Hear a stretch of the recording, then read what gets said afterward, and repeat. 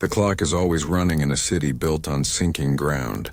In New Orleans, 1918, the literal decay of the foundations was mirrored by a psychic rot. The Great War, a European meat grinder that promised to end all conflict, was stumbling to its close. But the global peace that followed was not one of celebration. It was the uneasy silence before a new, far more intimate storm. This was a city exhaling a humid, heavy breath, yet the exhaustion was not peaceful.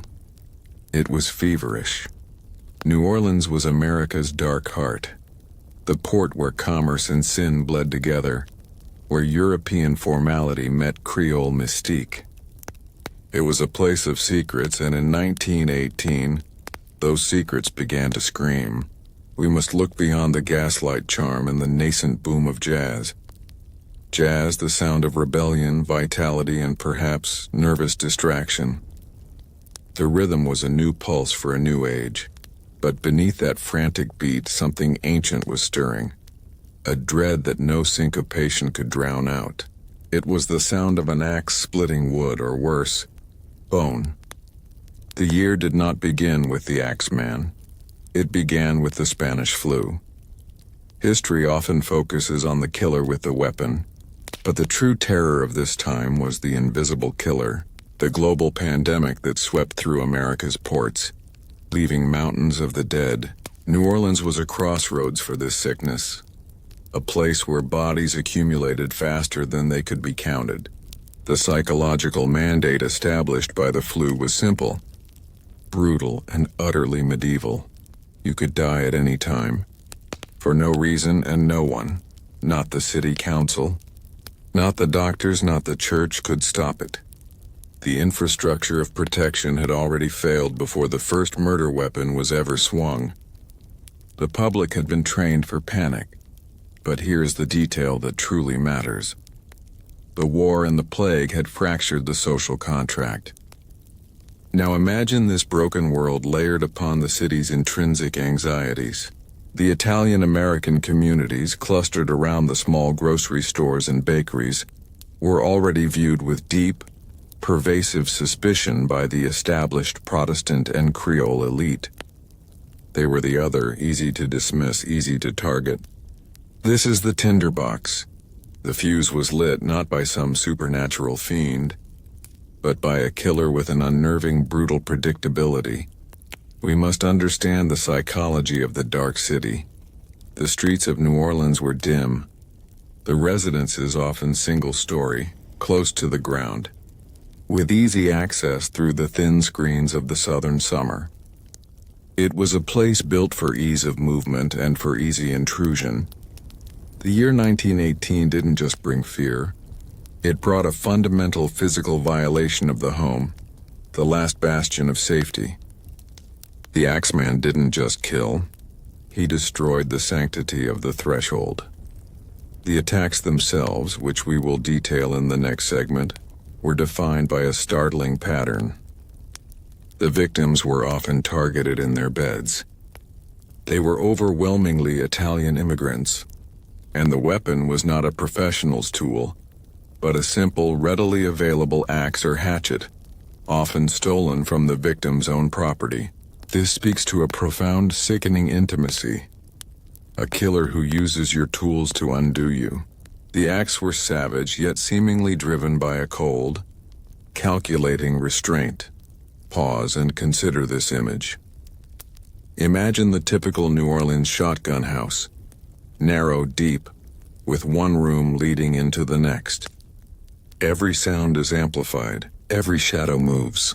The fear was not just of the killer, but of the silence before the attack, the terrifying moment of realization that your home, your fortress, had become a trap. The city's officials, the men tasked with enforcing the law, had absolutely no playbook for this. They had dealt with gang violence, with crimes of passion, with the predictable venality of the port life. But a phantom that entered, murdered in the dark, and vanished without a trace, this was an existential threat. It broke their system. This governmental helplessness only fueled the paranoia.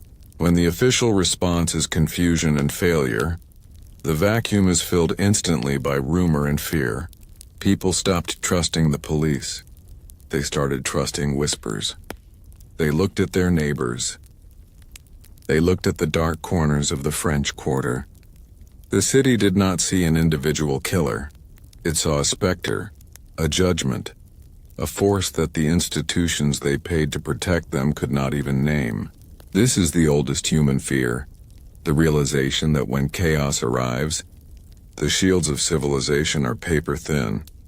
The documents reveal a new kind of fear. The contemporary press reports from 1918 are chilling, not just for the details of the murders, but for the tone of utter hopeless defeat. The journalists were not just reporting the news. They were participating in the hysteria, amplifying the psychological impact. They labeled the killer with the memorable, dreadful moniker, the Axeman of New Orleans. This name, simple, blunt, and terrifying, turned a series of crimes into a single, cohesive, inescapable dread. The Axeman became less of a man and more of a dark legend woven into the fabric of the city's soul. And so we leave 1918 not with a killer caught, but with a city paralyzed. The Great War was over. The flu was receding, but the true battle, the psychological war for the soul of New Orleans, was just beginning. The people were desperate for a lead, a face, anything to ground the terror. But the Axeman was a ghost, and the city was waiting for the inevitable, bloody encore. The question that keeps everyone awake in the summer of 1918 is this: was the Axeman targeting a specific group, or was he practicing for a much wider, more chaotic spree? The answer begins with a brutally efficient strike against a family named Maggio. The year was only hours old when the phantom of the city struck his first, indelible mark. On the morning of January 2nd, 1918, the Maggio brothers, grocers by trade, woke to a reality fractured by unimaginable violence. Joseph Maggio was a barber, living above his shop on the corner of Upper Line and Magnolia Streets. Next door lived his wife, Catherine. This modest home, a symbol of immigrant ambition, was about to become the epicenter of a panic that would grip America. The immediate details of the Maggio case were a masterclass in psychological terror. The attack wasn't a frenzy. It was a surgical, horrifying exhibition. The killer had entered with a key that mysteriously disappeared, or perhaps he had simply entered through an unlocked, unsecured door, a detail that instantly undermined the residents' fragile sense of security. Joseph and Catherine were attacked in their bed. The weapon, a hatchet, likely the one Joseph himself kept in his shop. But here is the detail that truly matters. The killer did not stop at murder. He performed a deliberate, unnerving act of theatrical horror. After the attack, the weapon was often left behind, sometimes covered in blood and placed next to the victim, a mocking gesture of proximity and ease. In the Maggio case, the police found Joseph with a gash in his neck, Catherine fatally wounded. Their throats had been slashed with a straight razor, not the hatchet. A razor, the very tool of Joseph's profession, was used to complete the ritual. This shift in method, this use of the victim's own instruments of work and domesticity, was not random. It was a calculated psychological violation. It was the killer announcing through action that he knew his victims, their lives, and how to pervert them. The discovery was made by Joseph's brother, Jake. Imagine the trauma of that moment, the blood, the silence, the sheer incomprehensibility of the scene. The shockwaves that radiated from that corner store did not just spread through the Italian community. They struck at the heart of the American dream of safety. The official conclusion was quick, predictable, and disastrously wrong. The police, unable to face the notion of an unmotivated monster, immediately settled on a theory that appealed to their own biases: a family quarrel, an internal feud, something contained. They were desperate to put the terror back in the box of predictable crime. They failed. Pause and consider this image. The Axeman was not predictable. The brutality of the Maggio crime was a pattern interrupt in the city's criminal history. This was not robbery. Nothing of value was systematically taken. This was not a standard crime of passion. The victims were not dismembered. This was ritual violence shrouded in the mundane. The police, and by extension the government, became instantly complicit in the killer's success through their refusal to acknowledge the truth. They were dealing with a serial offender with a unique, terrifying pathology. The immediate press coverage, devoid of concrete facts, exploded with speculative fear. The newspapers did not just report the murders. They provided the kindling for mass hysteria. The city, already sick with the flu and war fatigue, now had a focal point for its anxiety. The silent, methodical intruder. The lack of forced entry in many of the initial cases suggested a terrifying intimacy. Was he a locksmith, a friend? Or was he simply exploiting the city's careless habit of leaving doors unlocked on hot nights? The fear was that the killer was anyone. The fear was that the killer was everyone. The documents reveal a new kind of fear. The Maggio murders did one crucial thing for the Axeman's legend. They cemented the type of victim. Italian immigrants. Small working-class proprietors. This immediately triggered an ancient, insidious anxiety. Was this a targeted campaign? A mafia purge gone rogue? The suspicion instantly fell upon the most vulnerable, creating a toxic atmosphere of internal distrust within the community itself. This was a classic medieval tactic of division and subjugation, turning the populace against itself, leaving the true threat unpursued. The authorities wasted crucial weeks chasing the ghost of organized crime, while the real ghost prepared for its next, chilling performance. The people of New Orleans realized that the only shield they had was their own vigilance. They began to barricade doors, to sleep with weapons, to mistrust the sound of every creaking floorboard.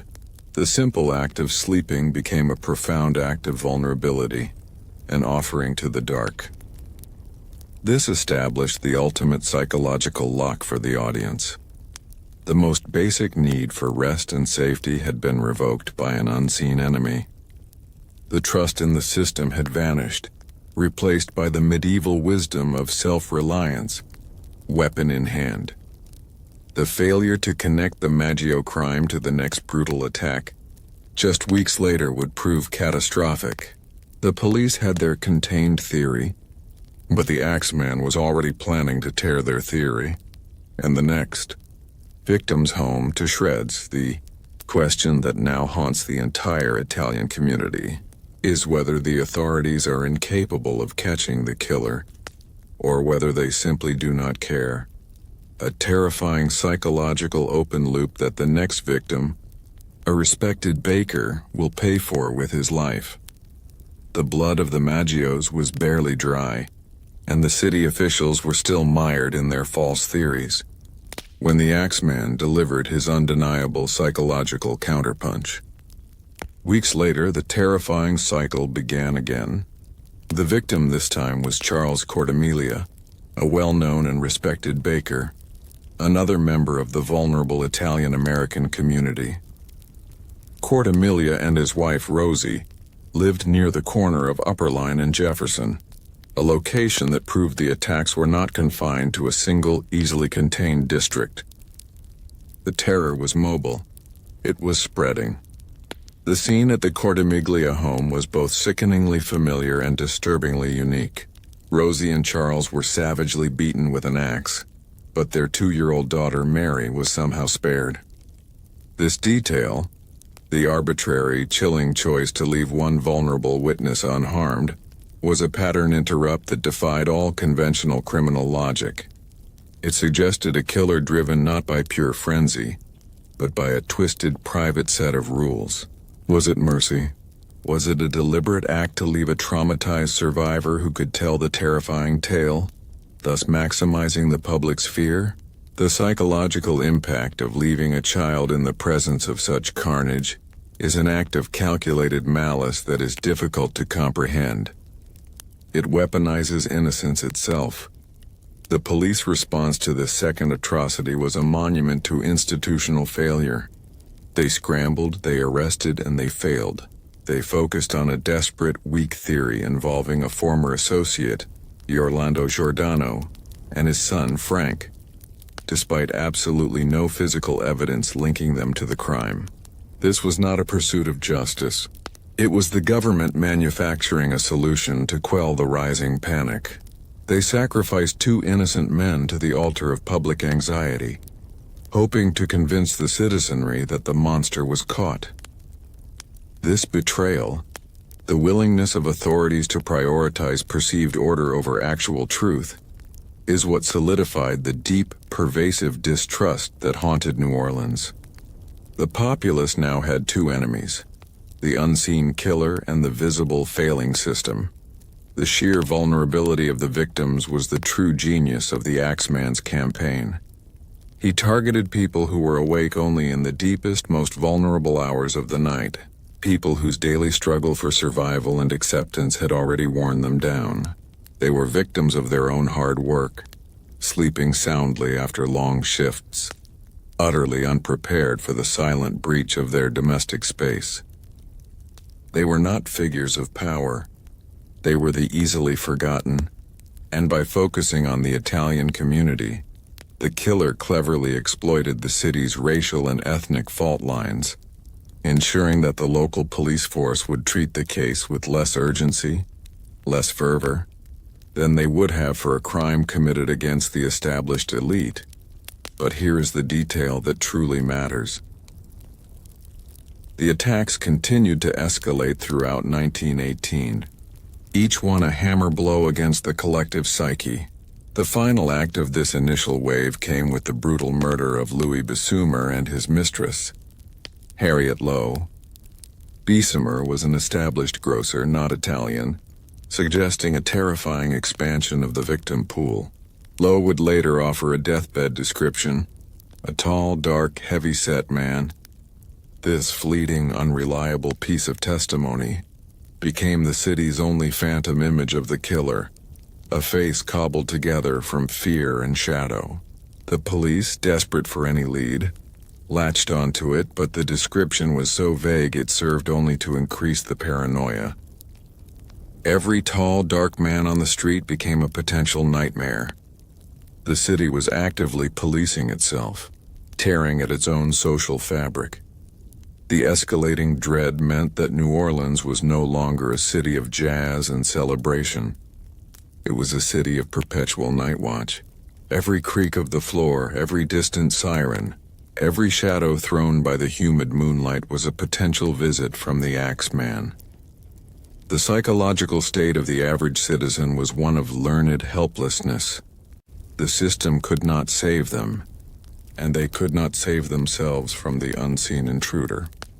This is the moment where the legend of the Axeman transitioned from a true crime story to a psychological horror story, a testament to how quickly a civilized society can revert to a state of medieval, fearful chaos when confronted with an unknown, relentless force. The question that remains, as New Orleans waits for the inevitable return of the blade, is how a man of such methodical evil would choose to communicate with the world. And the terrifying answer, a letter written in plain English, would soon transform the hunt into a perverse, musical game. The terror must have a genesis. For New Orleans, that origin was a humid, still night on the corner of Upper Line and Magnolia Street, in the home of Joseph and Catherine Maggio. They were, by all accounts, striving Americans. Joseph, a barber, and Catherine, his wife, living above his storefront, the meager proceeds of their labor insulating them, they thought, from the chaos of the world. This sense of earned safety was the very first thing the Axeman split in two. The breach was surgical. On the morning of January 2, 1918, Joseph's brother Jake Maggio found the scene. The image he encountered was not merely a crime, it was a manifesto.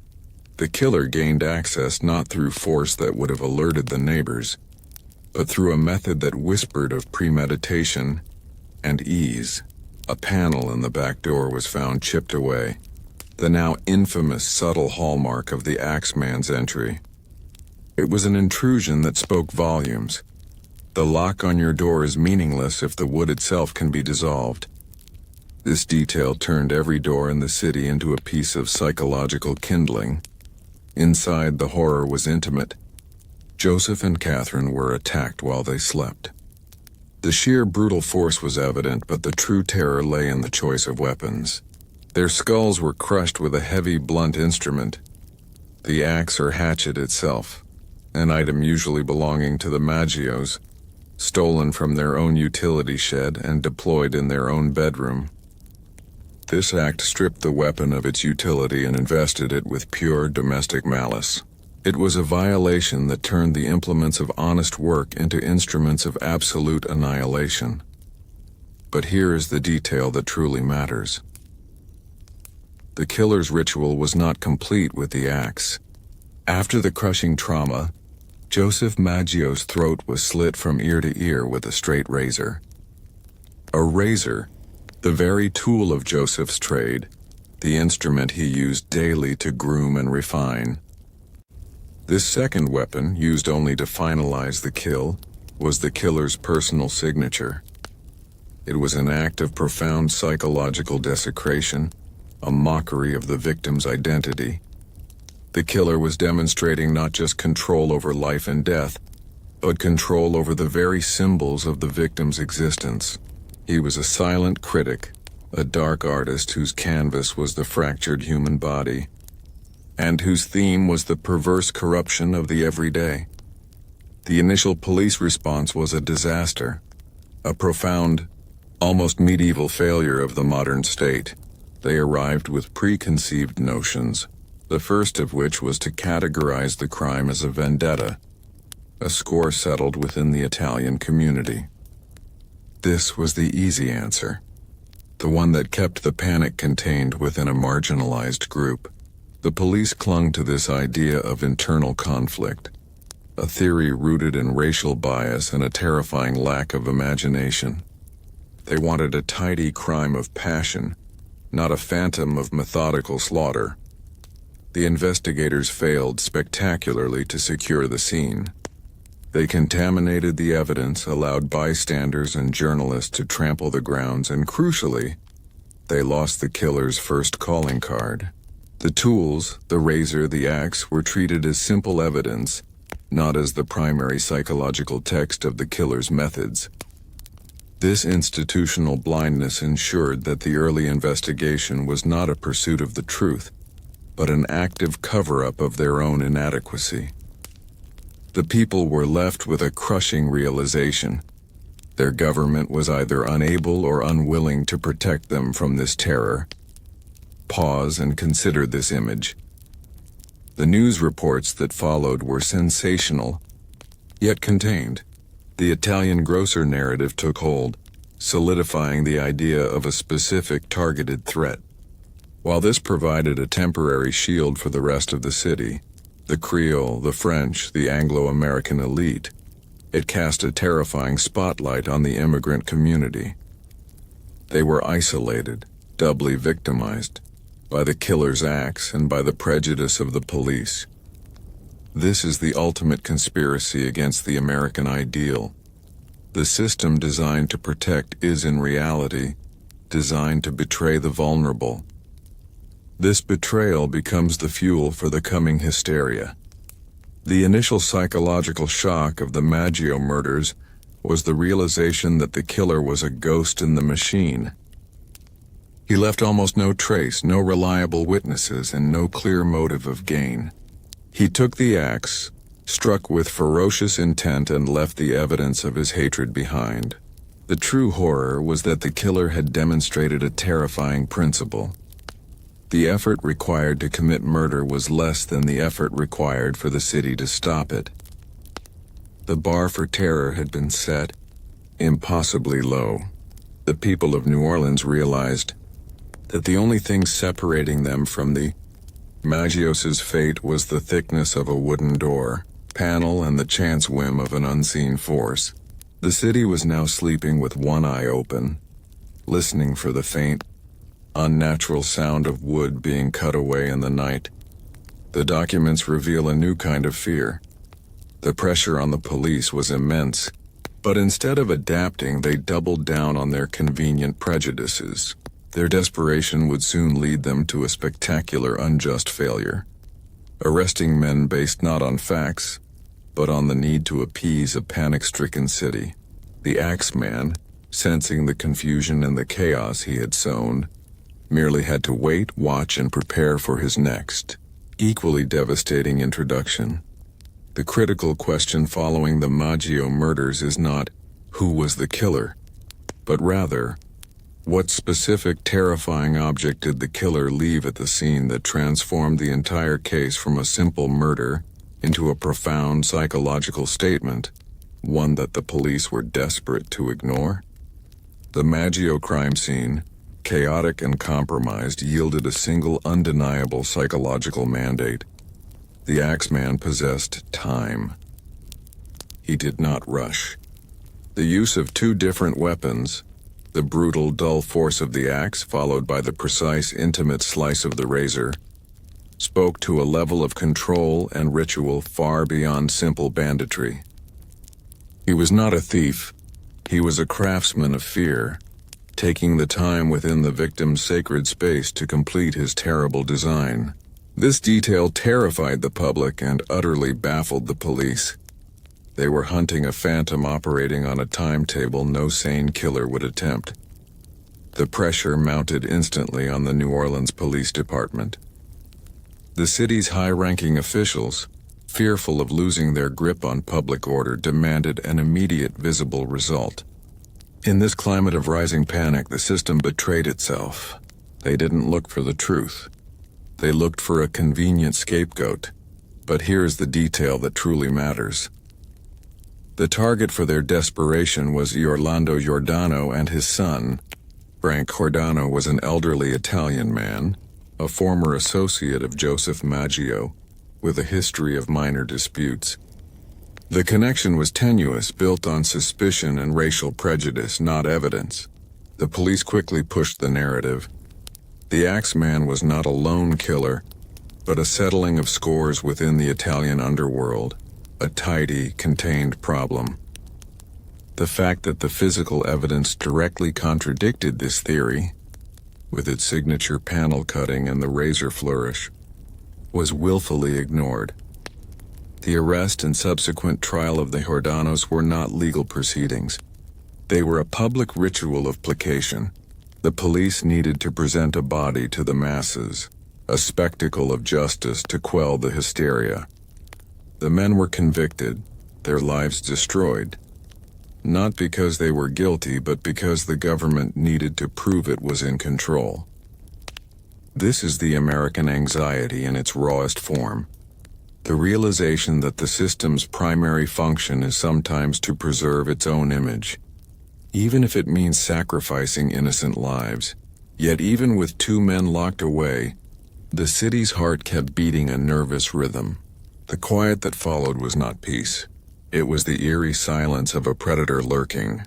The populace could not reconcile the meticulous violence of the Maggio scene with the clumsy, rushed arrests. The doubt festered. The official narrative was a lie, and every citizen knew it. Pause and consider this image. The Axeman, wherever he was, had proven two things. He could kill without being seen, and he could manipulate the police into doing his dirty work for him. This complete failure of the justice system created a psychological vacuum, a perfect breeding ground for true conspiratorial paranoia. Who was really controlling the Axeman? Was he an operative? Was he being protected by a larger, darker force? In the absence of truth, the medieval mind defaults to conspiracy and hidden agendas. The fear reached a new, devastating height when the Axeman struck again just a month later. The victims this time were Louis Bassumer and his mistress Harriet Lowe. Bassumer was injured, but Lowe was brutally attacked. While she lay dying in the hospital, she offered a fleeting, confused description. She claimed her attacker was a large, dark figure, maybe a German spy. This was the final, devastating flourish of the Maggio attack's fallout. The initial focus on Italian vendetta was instantly shattered. The city lurched from one fear, ethnic warfare, to another, foreign conspiracy. The Great War had just ended, and the trauma of global conflict was easily transposed onto this local horror. The killer was now perceived not just as a maniac, but as a saboteur, an agent of a hostile foreign power. This expansion of the fear proved the Maggio attack had successfully done its job.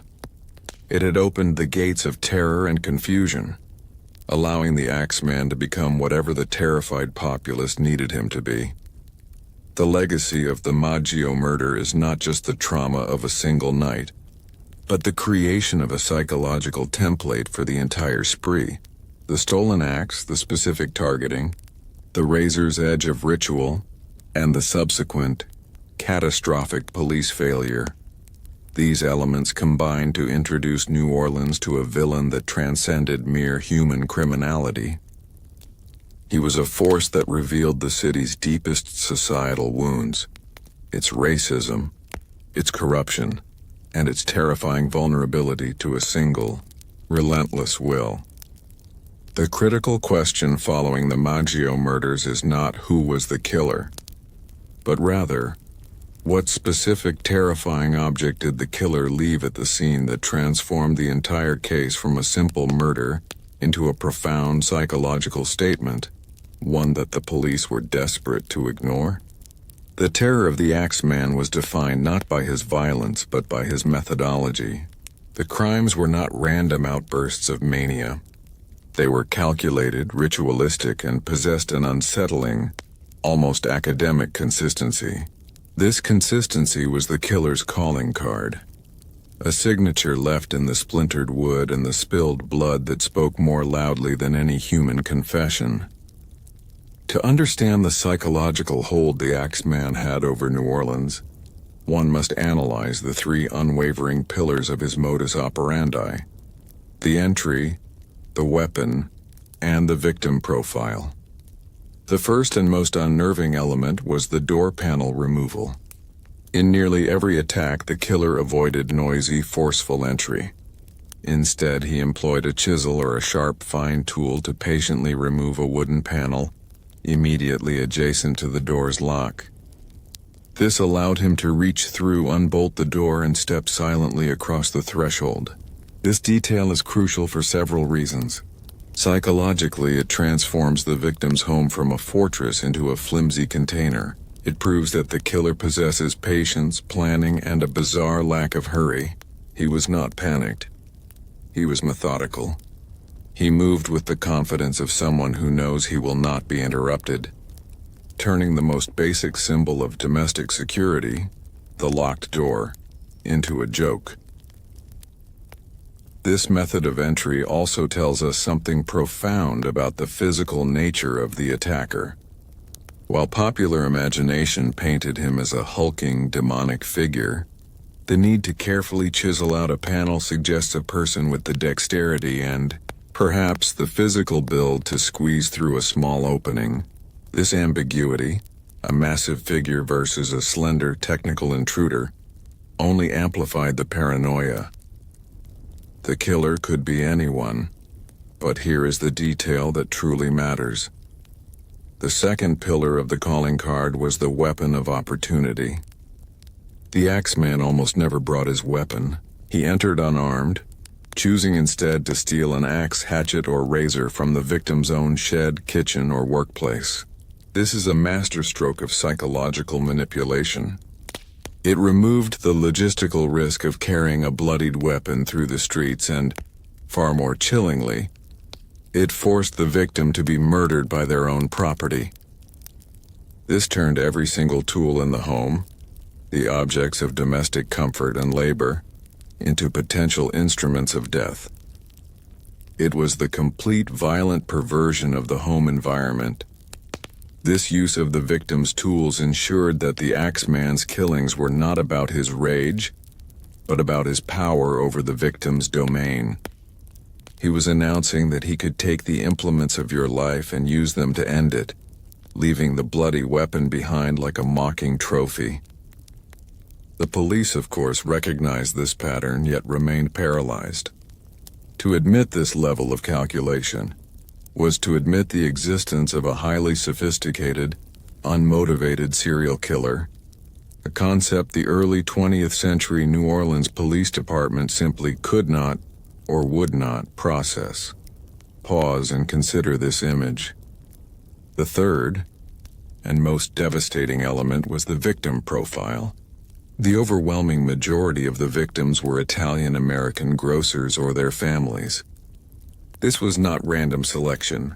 It was a targeted campaign, whether the motive was ethnic hatred, a specific grudge against the business community, or simply the killer's desire to exploit the low-priority status given to crimes in the immigrant neighborhoods. The result was the same. The Italian-American community was isolated and under siege. This targeting created a terrifying social contract. If you were a grocer, if you were Italian, your risk of death soared. If you were not, you felt a deceptive sense of safety. The Axeman's specific focus fostered a deep systemic wound in the American melting pot, effectively convincing one community that they were expendable in the eyes of the law. This exploitation of existing ethnic tensions, this ability to divide the city and force the authorities to look the other way, is the true political genius of the Axeman. The crimes of Louis Bessumer and Harriet Lowe provided a brief, terrifying deviation. Bessumer, a grocer but possibly not Italian, introduced a terrifying new fear: the expansion of the target. This suggested the killer was either broadening his scope, or perhaps that the police's narrow focus on the Italian community had been wrong all along. The fear shifted from contained ethnic violence to universal vulnerability. If the Axeman had finished with the Italian grocers, who was next? The answer was silent but palpable in the suffocating summer air of 1918. The documents reveal a new kind of fear. The psychological effect of the calling card was one of constant dread. It forced people to look at the most mundane items, the axe in the shed, the back door, as threats. The Axeman was less of a man and more of a virus of suspicion that infected the inanimate world. The final consistency in all the crime scenes was the utter lack of a clear motive. No systematic robbery, no sexual assault, no clear vendetta. The only motive was the violence itself, the terrifying consistency of the method, and the pleasure derived from demonstrating absolute, unchallenged dominance over the citizens and the state. This terrifying pattern of entry, weapon, and victim profile would soon culminate in the most bizarre and chilling communication in the history of American true crime, one that dared the entire city to change its behavior to survive. The Axeman's consistency was his cruelty. After the initial shock of the Maggio murders, the ensuing attacks throughout the summer of 1918 served only to engrave the killer's terrifying signature into the public consciousness. In August 1918, the killer struck twice more, in two separate incidents that solidified the helplessness felt by the victims and their neighbors. First, there was the attack on Anna Schneider, a 2 months pregnant woman who was brutally assaulted in her home. Miraculously, she survived the brutal attack. Her survival was less a relief and more a psychological torment for the city. It proved that the killer was capable of leaving witnesses alive, witnesses whose only memory would be a terrifying, fragmented blur. Anna's survival, and the subsequent healthy birth of her child, became a bizarre footnote in the horror. A life spared, but a mind permanently scarred. The Axeman's pattern of leaving a victim alive, either through failure or intent, became a terrifying form of psychological torture for the city. Just days later, the target was Joseph Romano, an elderly man living with his two nieces, Pauline and Mary Bruno. The nieces were woken by a commotion, a sound that would forever be the trigger for panic across New Orleans. When they rushed into their uncle's room, they saw a terrifying tableau, the Axeman standing over Joseph. The crucial detail here is that the killer fled instantly upon being discovered. He was not a senseless maniac. He was a methodical coward. He did not seek confrontation. He sought the vulnerability of sleep. But here is the detail that truly matters. The Romano attack reaffirmed the terrifying power dynamic. The killer knew the police were incapable of guarding every home, and he knew that the darkness was his greatest weapon. The speed of his retreat proved that the one thing he feared was light and human witness. Yet the police's response was, again, driven by political expediency. They arrested a shoe repairman, Andrew Kiefer, based on flimsy suspicion and the sheer desire to close the terrifying open loop created by the Romano attack. This series of failures reinforced the American audience's deepest anxiety: the notion of government betrayal. Every time the police made a false arrest, they were not just wasting time. They were actively protecting the real killer by removing suspicion from the true pattern. They were collaborating with the terror through their own incompetence and prejudice. This is the medieval element of the story, where the institutions of authority are more dangerous than the external threat. The unsettling consistency wasn't just in the methods. It was in the result: chaos. The attacks from Maggio to Romano demonstrated a chilling proficiency in inducing maximum societal dread with minimal risk. The killer rarely left forensic evidence because he used the victim's tools. He rarely left witnesses because he targeted them in their deepest sleep. He targeted specific groups to exploit prejudice and ensure the investigation was sabotaged from the start. Pause and consider this image. The fear was so visceral that it transformed the daily life of New Orleans. People began sleeping in groups, pooling their vulnerability for safety. They traded their axes for self-defense and began leaving their doors unlocked, believing the killer would strike only if forced to remove a panel. This bizarre, counterintuitive behavior, the inversion of self-protection, is the ultimate proof of the Axeman's psychological control. He had forced the city to doubt the most fundamental laws of safety. The citizens were performing rituals of defense, hoping to appease an unseen demon. The repeated specific violence against the Italian-American grocers created a terrifying, self-fulfilling prophecy. When a subsequent attack occurred in Gretna, Louisiana, just across the Mississippi River, the panic officially crossed borders. This proved the Axeman was not confined by city limits, only by his own mysterious schedule. The terror was contagious.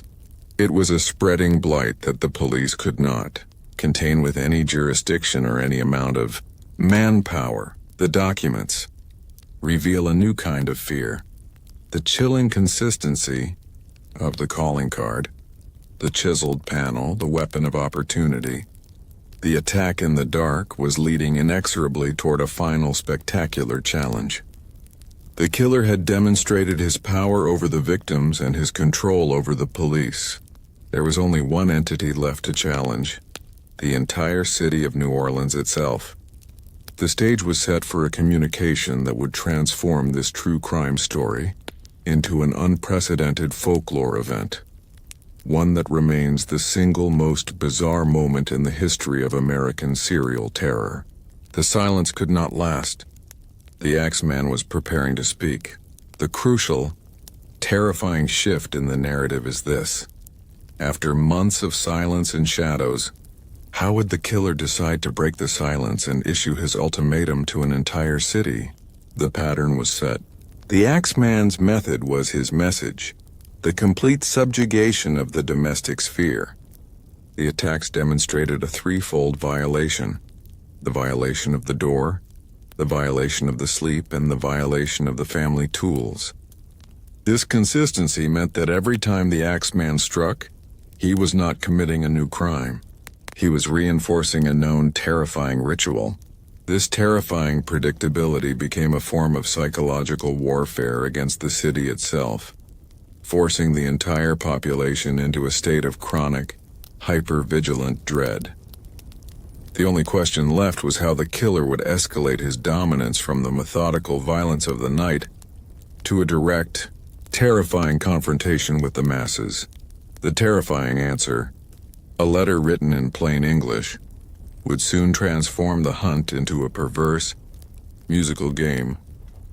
Final word count check for previous subtitle. Total for the Axeman's calling card is now approximately 2,000 words. Now, we move to your next subtitle, which is designed to provide the crucial psychological and historical context for the madness, a climate of paranoia, examining the impact of the war, the flu pandemic, and racial tensions on the public psyche. This segment will lean heavily into the medieval style, by framing the 1918 city as a place abandoned by God and governed by invisible, destructive forces. Here's the narration script for Part 1 of the new segment, A Climate of Paranoia. Part 1. To understand the paralyzing terror of the Axeman, one must first appreciate the fractured mind of the city he stalked. New Orleans in 1918 was not a modern metropolis. It was a psychological tinderbox, a medieval city ruled by invisible specters of disease and distrust. The fear of the axe was merely the final layer of trauma applied to a society already shattered by global forces beyond its control. The first, crushing psychological blow was the Great War. While the battlefields of Europe were a world away, the war had bled into every American home. It demanded absolute conformity, absolute sacrifice, and absolute suspicion. Citizens were indoctrinated to fear the other, the German spy, the industrial saboteur, the nonconformist. The government, through massive propaganda campaigns, had actively trained the American mind for paranoia. When the Axeman appeared, the city did not see a single killer. They saw the physical manifestation of the foreign threat they had been conditioned to fear. But here's the detail that truly matters. The Great War's true legacy in New Orleans was the creation of the expedient lie. The government, needing to maintain morale and control resources, had learned to prioritize narrative over truth. The casualty counts, the costs, and the ultimate aims were often obscured by jingoism. This ingrained a fatal distrust in the public mind. When the police failed to solve the Maggio murders, the public did not believe it was mere incompetence. They believed it was a deliberate cover-up, a conspiracy to protect a powerful unknown entity. This systemic betrayal is the core anxiety we tap into. The realization that the apparatus of the state is not your protector, but a potential enemy. Layered upon this political trauma was the far more ancient, immediate terror of the Spanish flu pandemic. Starting in 1918, this invisible plague tore through the United States, killing approximately 675,000 Americans. In New Orleans, a bustling port city, the death rate was staggering. The flu accomplished what no human army could. It stripped away the illusion of modern medicine and civic control. Suddenly, a young, healthy person could be dead in 48 hours. The most mundane act, a simple cough, became a harbinger of doom. The psychological impact of the flu was profound and medieval. It was a random, indiscriminate killer, a force that struck without motive or pattern. This state of constant, unpredictable death preconditioned the populace for the Axeman. When he arrived, citizens had already accepted the concept of dying suddenly, tragically, and for no discernible reason. The Axeman merely gave the invisible terror a physical, terrifying form. The collective psyche was already wounded, already raw with the acceptance of mass, unjust death. Pause and consider this image. This dual trauma of war and plague created a state of mass paranoia. Every sickness was sabotage. Every stranger was a spy. Every unsolved crime was a conspiracy. The stage was perfectly set for the third and most specific source of paranoia: racial and ethnic tensions. New Orleans was a cauldron of post-bellum racial and ethnic anxieties, and the Axeman preyed upon the Italian-American community. This group, often stereotyped and marginalized, lived in tightly knit neighborhoods with their own businesses, groceries that became the killer's primary target. The police's initial deliberate focus on the vendetta theory did not just simplify the case. It was a political act of cynical scapegoating. It contained the fear within a disposable minority, allowing the rest of the city to believe the terror was self-contained. The Axeman was effectively outsourcing his public relations to the city's prejudice. By striking Italian grocers, he ensured that the institutions of power would treat the crimes as a low-priority, internal problem, not an attack on the greater American order. This is the deepest cut of the narrative for a modern American audience. The historical precedent of the state failing to protect a minority, and, worse, using that minority's vulnerability to shield its own incompetence. The fear was not just of the acts, but of the betrayal of citizenship itself. The documents reveal a new kind of fear.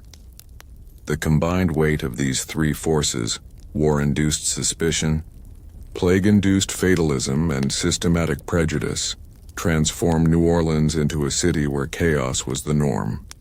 The Axeman did not create the paranoia. He merely harvested it.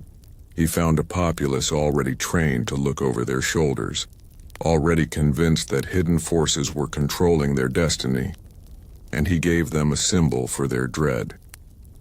The only thing missing was a direct, theatrical confrontation.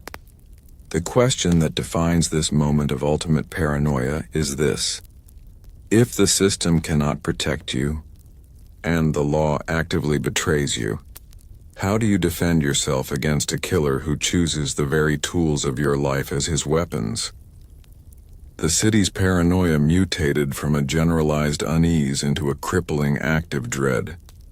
The collective psychological response to the Axeman was a bizarre manifestation of the learned helplessness instilled by the plague. If death was random and unstoppable, then traditional defense was useless. New Orleans began to adopt rituals of defense that defied all logic, proving the killer had won the psychological battle. The most visible sign of this descent was the rejection of the locked door. Police had confirmed the killer's method. He chipped away a panel near the lock. In a desperate, twisted attempt to circumvent the Axeman's calling card, some citizens began leaving their back doors deliberately unlocked. Their reasoning was terrifyingly simple. If the door was unlocked, the killer wouldn't need to make noise by chiseling the panel, and perhaps by removing his necessity for a breach, they might appeal to his mysterious rules. This act of intentionally exposing one's home showed the total failure of the civic mind. The citizens had abandoned common sense, choosing instead to negotiate with a demon in the dark. But here is the detail that truly matters. This inversion of self-protection, sleeping with the door open as an act of defense, was accompanied by a complete collapse of trust in the immediate neighborhood. The fear of the invisible killer quickly devolved into the suspicion of the visible neighbor. Who was the tall, dark man seen walking home late? Why did the grocer across the street suddenly seem quiet? The newspapers, desperate for any angle, began to print vague, contradictory descriptions of the attacker based on the unreliable testimony of near-fatal victims like Harriet Lowe. One moment, he was a German spy. The next, a large black man, the next a small nimble thief. This lack of a consistent image was the Axeman's gift to paranoia. The killer could be anyone, and therefore everyone was under suspicion. The deep-seated racial tensions of the early 20th century provided the perfect framework for this mass hysteria. The city's white established population needed a name and a face for the chaos, and the most convenient target was the black community. Yet the Axeman's initial victims were predominantly Italian. This forced the city's paranoia into a difficult, frantic contortion. Was the Italian-American community involved in a feud, or was a black assailant targeting them for some dark, unknown reason? The authorities, unable to fathom a pure, racially neutral maniac, spent crucial time pursuing theories rooted entirely in the city's existing biases. Pause and consider this image.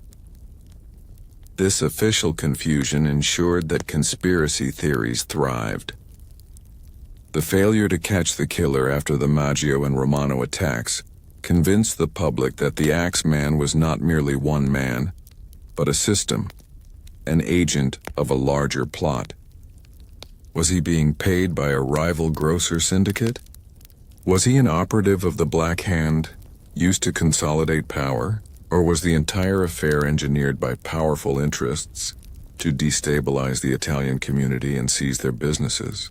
The lack of clear motive in the crimes left a psychological void, and the American mind, conditioned by government secrecy during the war, immediately filled that void with the most sophisticated, most sinister conspiracy imaginable. The psychological toll was overwhelming. Sleep deprivation became endemic. People drank heavily to induce a temporary coma, or they stayed awake, huddled together, armed with whatever tools they could find. The sound of a creaking floorboard, the distant wail of a jazz trumpet, the hum of the night air, every sensory input was filtered through the lens of terror. The city was experiencing a collective, sustained panic attack, incapable of distinguishing between a real threat and the shadow cast by its own fevered imagination. The documents reveal a new kind of fear. The citizens of New Orleans were trapped in a medieval paradox. They were surrounded by the architecture of modernity, newspapers, police forces, electric lights, yet their psychological reality was one of the Dark Ages. They believed they were being hunted by a force that was supernatural, uncatchable, and utterly arbitrary. The fear of the axe was replaced by the fear of the unknown. The city was waiting for a sign, a miracle, or a message that would either deliver them or damn them. This prolonged state of agonizing vulnerability set the stage for the Axeman's most audacious, most chilling act of psychological theater. The critical question now is no longer who the Axeman is, but how the city, broken and paranoid, would react when the demon finally stopped whispering and issued a loud, clear, musical ultimatum to everyone. The psychological inheritance of 1918 was not just fear. It was collective dissociation. Citizens were simultaneously told that the world was safe, the war was over, and that death was imminent. The flu still lingered. The Axeman simply capitalized on this unstable foundation. He found a city where the most vulnerable, the Italian grocers, were already marginalized, and he turned that marginalization into a license to kill. The failure of the police, the false arrests of the Jordanos, and the constant threat of the unseen killer solidified the citizens' belief that they were utterly alone. The only functional defense mechanism left was rumor, which, in a society crippled by media sensationalism, was often more potent than fact. The fear of the unknown Axeman was replaced by the fear of the known corruption of the state. This climate of paranoia, where the civilian population had lost faith in all traditional forms of authority, was the necessary precursor for the next great escalation, The Axeman's silence throughout late 1918 was not a surrender. It was a deliberate pause before he would confront the entire city, not with an axe, but with words. The critical question now is no longer who the Axeman is, but how the city, broken and paranoid, would react when the demon finally stopped whispering and issued a loud, clear musical ultimatum to everyone. In a city paralyzed by fear and failed by its police, the New Orleans press became the dominant voice of authority. This was the moment the traditional narrative collapsed and the media, chasing circulation and profit, took the reins of the city's psychological well-being. The result was not information. It was a torrent of sensationalism that actively fueled the public hysteria. The press did not just report the panic. It manufactured it. The very name, the Axeman of New Orleans, is a testament to the media's control. It was a headline, a brand, a concise and terrifying moniker that transformed a series of brutal, often inconsistent attacks into a single, cohesive, inescapable entity. By naming the killer, the press gave a face to the fear, elevating the unknown intruder from a criminal to a legend, a dark force of nature. This act of naming was the media's first profound betrayal of the city's psychological stability. The papers specialized in Gothic detail. They obsessed over the removal of the door panels, the twin weapons of axe and razor, and the brutal trauma inflicted upon the victims, often printing lurid, unverified descriptions of the crime scenes. Every subtle, terrifying detail of the Axeman's calling card was amplified and sensationalized, effectively turning the newspapers into a manual for mass dread. Every morning, citizens were forced to reread the blueprint for their own potential murder. But here is the detail that truly matters. The newspapers excelled at exposing the government's betrayal. They were quick to highlight the police's incompetence, not out of a pure desire for justice, but because police failure sold papers. Every wrongful arrest, every lost piece of evidence, every contradictory statement was blown up into a front-page scandal. This served a dual purpose. It drove circulation and permanently eroded the public's remaining faith in law enforcement. The police and the press became engaged in a vicious public war of narratives, with the panic-stricken citizens caught in the crossfire. This media-driven conflict created a dangerous feedback loop. The more the press sensationalized the police failures, the more pressure was placed on the police to find a quick solution. This desperation in turn led to more scapegoating, like the false arrest of the Jordanos, which the press then seized upon to prove its own righteousness. The Axeman was the beneficiary of this toxic relationship, knowing that the two most powerful institutions in the city were actively undermining each other, guaranteeing him free movement and a captive audience. Pause and consider this image. The reporting was deeply and cynically influenced by the city's racial tensions. The press consciously played into the Italian vendetta narrative because it was easy and contained. It allowed the wider American readership to view the problem as an internal, ethnic matter, rather than an existential threat to all of society. They printed speculative, fear-mongering theories about the mafia and Black Hand, ignoring the counter-evidence. This editorial choice was a psychological weapon. It convinced the majority of the population that they were safe, while simultaneously condemning the Italian community to be the perpetual target of terror and suspicion. The circulation war between newspapers like the Times-Picayune meant a constant escalation of rhetoric. If one paper suggested the killer was merely a burglar, the next would declare him a demon from the hottest hell. The media was not seeking truth. It was competing for the most terrifying mythology. They were, in effect, performing a medieval miracle play for a captive audience, where the Axeman was the starring devil and the daily, Headlines were his gospel. The documents reveal a new kind of fear. The power of the press during the Axeman's reign was the power to validate paranoia. If a rumor started in a quiet Italian grocery, the next day it was a front-page headline, stamped with the perceived authority of fact. This created a collective state of widespread delusion, where the city's fear was literally written into print and broadcast as gospel. The citizens were not just afraid of the Axeman. They were afraid of what they would read about him tomorrow. The terrifying peak of this media control would come when the Axeman himself chose to communicate. Not with the police, but directly with the newspapers, turning the press from his publicist into his personal, fear-spreading herald. The media's relentless focus transformed the Axeman from a serial killer into a psychological fixture in every home. The newspapers, with their screaming authoritative headlines, were not merely delivering news. They were dictating the city's emotional state. The effect was immediate and crippling.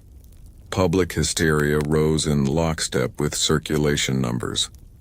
The sensationalized reporting encouraged citizens to turn against each other. For instance, after the attack on Louis Bassumer and Harriet Lowe, the press amplified Lowe's dying, vague accusation that Bassumer was a German spy. This headline, rooted in wartime paranoia, instantly shifted the narrative away from the Axeman's pattern and toward the most convenient pre-existing fear. The press didn't care about the truth of the accusation. It cared that the accusation allowed them to frame the Axeman as a symptom of foreign conspiracy, a far more terrifying and sellable concept than a local maniac. But here is the detail that truly matters. This constant barrage of conflicting yet equally terrifying theories, Italian gangster, German spy, madman, supernatural entity, created a state of cognitive overload. The American audience, consuming this information daily, could no longer form a rational picture of the threat. The media had successfully dissolved the reality of the killer into a terrifying, shapeless monster that could occupy any identity. This is the ultimate act of psychological terror, to convince the victim that the enemy is omnipresent and unidentifiable. The competition among journalists led to an ethical collapse, particularly concerning the few surviving witnesses. Their traumatic, fragmented testimony was not handled with care. It was mined for marketable details. Any whisper, any inconsistency, any expression of fear was immediately published, often creating a false public record of the crime. This journalistic malpractice actively interfered with the police investigation, providing false leads and muddying the waters of the few real clues. The press had become an unwitting accomplice to the Axeman, ensuring his continued freedom by guaranteeing police failure. Pause and consider this image. The widespread panic began to manifest in public spectacle. Gun and axe sales soared. Citizens invested in simple medieval methods of defense, retreating from the modern city and its unreliable authorities. But the press ensured that even this retreat was fraught with anxiety. They printed maps of the attack locations, turning the geography of New Orleans into a terrifying battlefield. A daily commute, a trip to the local grocery, a walk home. Every movement in the city became a conscious act of tempting fate. The media had weaponized the urban landscape itself. The psychological climax of the press's control was the creation of a mass delusion. Many citizens began to believe that the Axeman possessed supernatural abilities, that he was literally a demon, or invisible, as one article eventually claimed. This regression to medieval superstition was a direct consequence of the media's rhetoric and the police's visible inadequacy. Since modern institutions could not explain or stop the killer, the public reverted to ancient explanations of evil. This high state of collective fear and conspiratorial thinking provided the perfect stage for the most famous event of the Axeman's reign. The killer, realizing that the press was a far more effective mouthpiece than any axe, decided to step out of the shadows and address his terrified audience directly. He would use the media, the very institution that helped create his legend, to issue a command that would force the entire city to participate in his twisted game. The documents reveal a new kind of fear. The sheer power of the press during this era made it the Axeman's most effective weapon. It ensured that the panic was not localized. It was universal. It guaranteed that the killer's calling card was known to every household. The media had created an audience so primed, so desperate for information, and so thoroughly betrayed by the government that they were ready to believe anything. They were waiting for a word from their terrifying sovereign. The terrifying peak of this media control would come when the Axeman himself chose to communicate, not with the police but directly with the newspapers, turning the press from his publicist into his personal, fear-spreading herald. The media's campaign of sensationalism reached its zenith by late 1918. They had successfully framed the Axeman as a mythic, uncatchable demon, and they had convinced the citizens that their own police were either inept or actively conspiring against them. The repeated printing of the killer's methods, coupled with lurid descriptions, was more effective than any physical threat. The city had been subdued not by violence alone, but by the relentless psychological pressure of the printed word. The tragedy of the press's control is that it ultimately served the killer. It ensured that when the Axeman finally chose to speak, he would be guaranteed the largest, most terrified audience in American history. The newspapers had spent a year building his stage. Now, they were ready to publish his script. The terrifying peak of this media control would come when the Axeman himself chose to communicate, not with the police but directly with the newspapers, turning the press from his publicist into his personal, fear-spreading herald. The New Orleans Police Department was trapped. They were not merely fighting a killer, they were fighting a phantom in the dawn of modern criminal investigation. Their struggle to identify a suspect and stop the Axeman was a devastating case study in institutional obsolescence, the failure of an early 20th century bureaucracy to cope with a truly modern pathological threat. This failure was rooted in two devastating realities: a crushing lack of scientific expertise and a pervasive, convenient reliance on ethnic bias. The police were operating in a pre-forensics era. The concept of systematic crime scene management was nearly non-existent. When the Maggio family was murdered, the scene was immediately compromised. Officers, neighbors, and sensational journalists trampled the very few clues left behind. The ability to lift a clean fingerprint, to meticulously analyze blood spatter, or to trace ballistics was either crude, ignored, or simply beyond the department's capability. The physical crime scene, which should have been the investigator's best ally, was instead turned into an immediate source of irreparable failure. But here is the detail that truly matters. The critical scientific failure centered on the killer's calling card, the stolen weapons, and the chiseled door panel. These were consistent, repeatable clues that should have been used to build a profile. Instead, the police treated them as mere background details. They failed to connect the specific technique of panel removal across different jurisdictions. They failed to understand the psychological significance of the weapon of opportunity. Because the killer left no DNA, no distinct footprint, and no conventional motive, the police quickly reverted to the oldest and easiest method of policing: social profiling. Their investigation became not a hunt for a maniac, but a targeted persecution of the Italian-American community. This was the path of least resistance. The pressure from City Hall and the press demanded a quick arrest to quell panic. To chase a phantom killer with no motive was impossible. To arrest a convenient, marginalized immigrant on the theory of vendetta was politically expedient. This choice to prioritize social control over scientific truth was the greatest betrayal of the victims. The police were, in a terrifying sense, structurally blind. They lacked the psychological framework to process a truly unmotivated serial killer. They understood crimes of passion, robbery, or gang warfare, but a methodical killer whose only apparent motive was the act of killing and the resulting chaos. This was a concept reserved for the fevered pulp novels of the era, not for reality.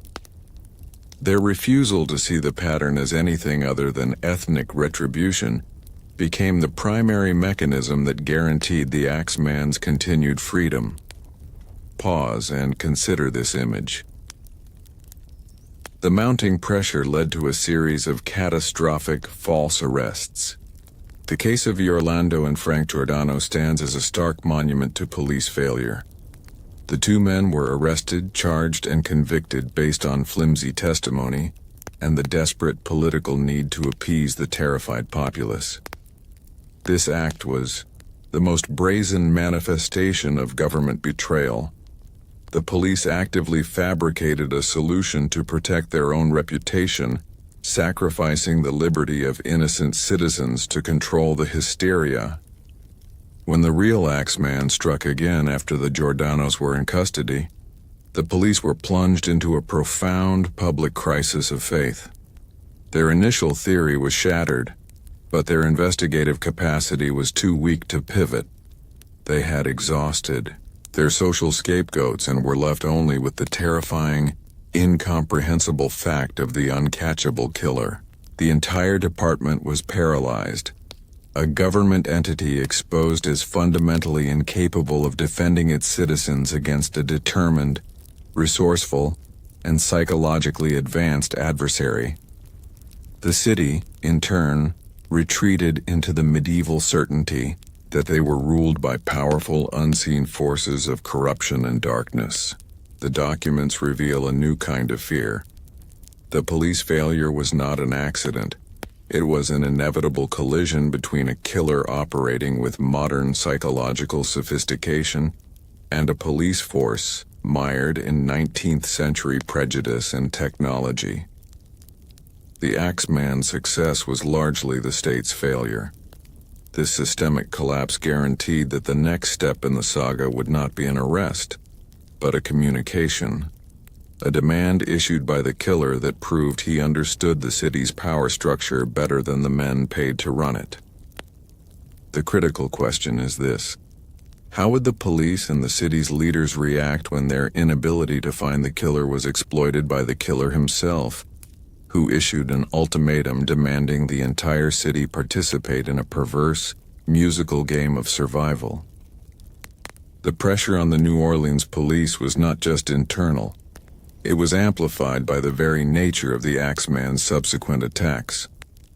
Each new crime scene became a stark, public referendum on the department's failure. When the killer struck Lewis, Bassumer, and Harriet Lowe, the case lurched into full-blown panic.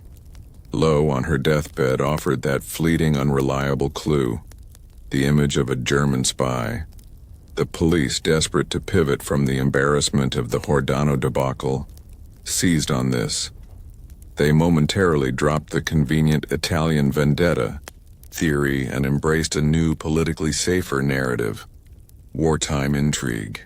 They even briefly detained Bassumer himself, suggesting he might be a German agent silencing a witness. This move was a clear demonstration of the police's priorities. They were driven not by forensic fact, but by the need to align their failures with the most popular anxiety of the day. They were trying to trade the terrifying reality of a domestic serial killer for the more palatable fiction of a foreign conspiracy. But here's the detail that truly matters. The failure of early 20th century forensics was the silent killer of the investigation. The police could not even reliably track the murder weapons. The Axeman's ingenious trick, using the victim's own tools, meant the weapons often lacked a clear history and were often contaminated at the scene. Furthermore, the rudimentary science of dactyloscopy, fingerprint analysis, was in its infancy.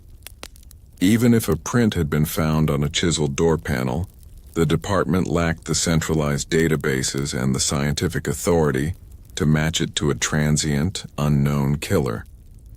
The Axeman was operating in a technological blind spot, essentially, forcing the police to chase a shadow with a magnifying glass and a hunch. This technological paralysis led to a reliance on the most flawed evidence of all: witness testimony. The victims who survived, like Anna Schneider, or those who offered fragmented accounts, like Harriet Lowe, were traumatized, often assaulted in the deepest hours of the night. Their descriptions were inconsistent, vague, and often contradictory, painting the killer as either heavy-set or slight, dark-skinned or fair. The police, instead of acknowledging the unreliability, used these conflicting descriptions to justify chasing any suspect who vaguely fit a headline. Pause and consider this image. The psychological consequence of this mounting incompetence was institutional paralysis. The officers on the street, ridiculed by the press and distrusted by the public, became demoralized. They started to view the Axeman not as a solvable case, but as a supernatural curse, an entity beyond the reach of their modern yet deeply flawed authority. This fear, this regression to medieval fatalism, meant that when a new body was found, the primary reaction was not a surge of investigation, but a wave of profound public defeat. The state had effectively conceded the fight to the phantom. The most profound failure was the police's inability to provide physical protection. The department lacked the manpower and the intelligence network to conduct citywide surveillance on vulnerable homes. They were forced into a reactive posture, waiting for the next murder, then rushing to a contaminated scene to chase yet another false lead. The Axeman understood this logistical vulnerability. He knew the police could only be in one place at a time, and he used the entire city as his hunting ground, confident that the police would only arrive in time to record his gruesome signature. The documents reveal a new kind of fear. The police's pressure cooker peaked in 1919.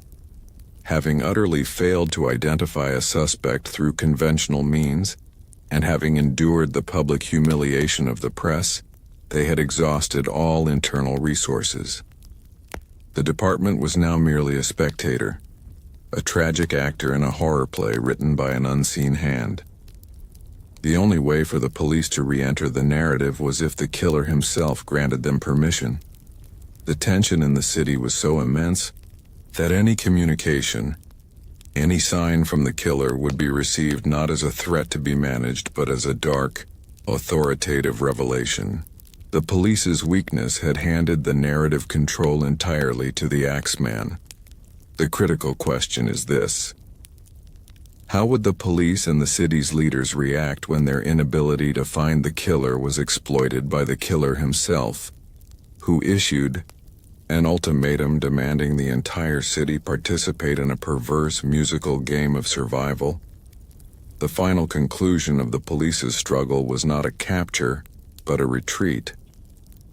The Axeman was never caught by law enforcement. He was merely allowed to disappear. The failure to identify him was a consequence of technological backwardness, ethnic bias, and political pressure, a triumvirate of institutional decay.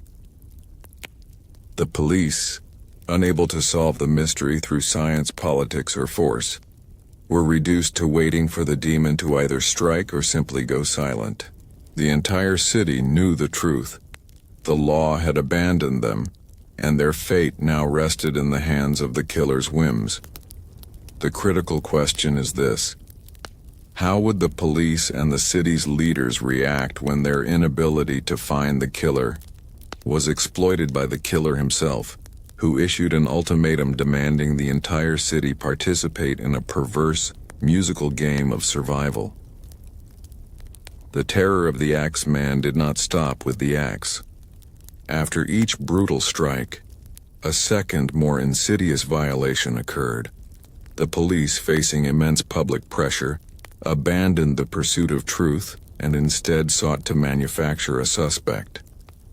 This chapter of the story is not about the killer's brutality. It is about the system's betrayal, where the badge and the courtroom became tools of mass psychological warfare, sacrificing the innocent to control the panic.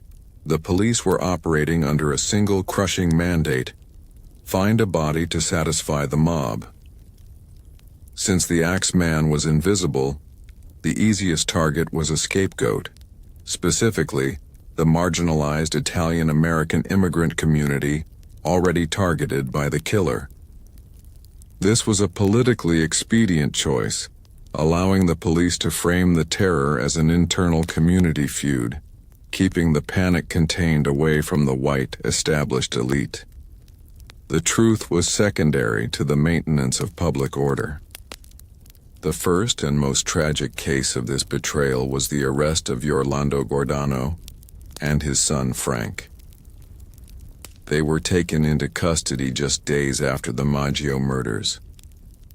The evidence connecting them to the crime was laughably thin, built entirely on past trivial disputes with Joseph Maggio. There were no fingerprints, no physical links to the crime scene's unique calling card, the chiseled door panel, or the specific use of the razor. The police simply seized on a pre-existing feud within the victim's social circle, ignoring the obvious signs of a unique serial killer to pursue a convenient, familiar narrative. But here is the detail that truly matters. The conviction of the Giordanos was a spectacle of corrupt justice. The trial was quick, fueled by media hysteria and biased testimony.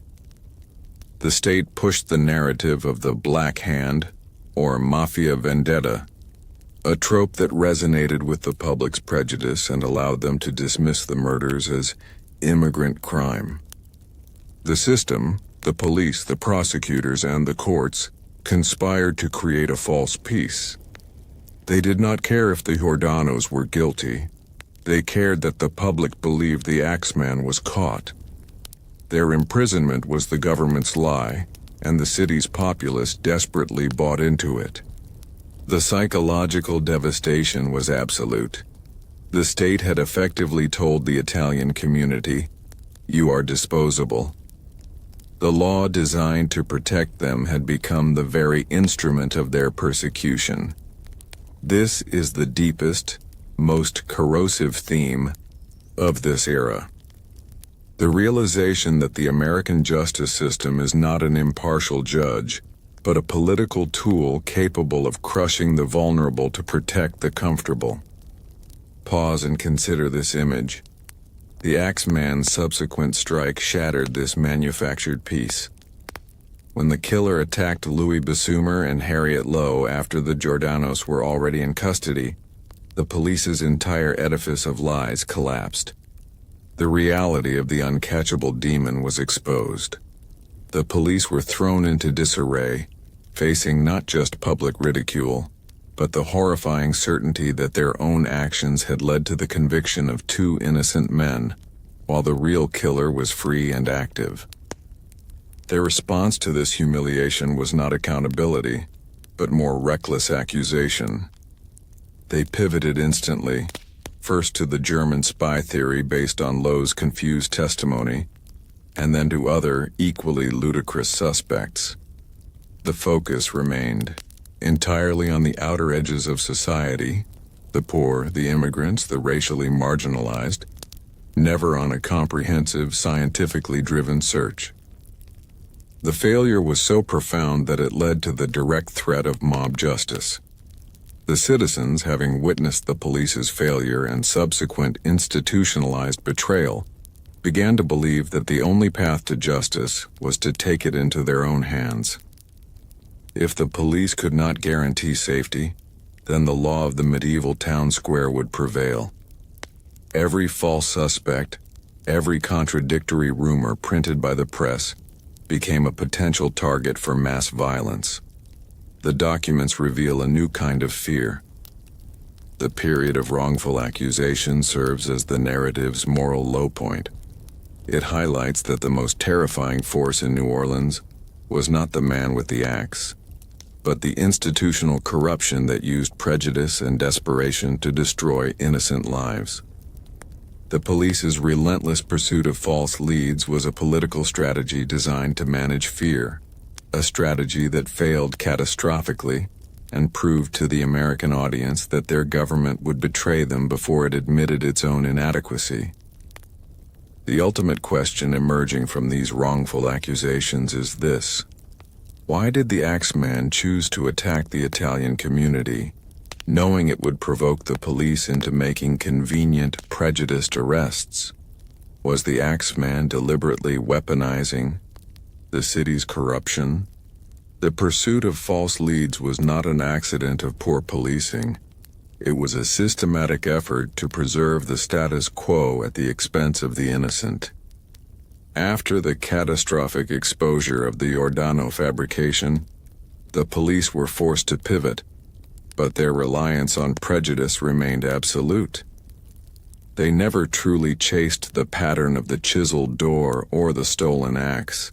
They chased the most convenient shadow. The attacks on Joseph Romano and Anna Schneider further complicated the killer's profile with conflicting witness reports.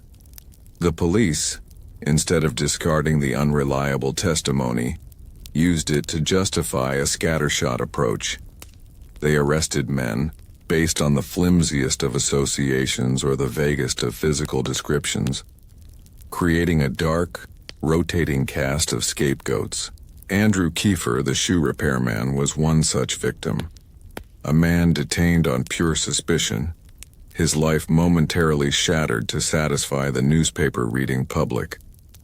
But here is the detail that truly matters.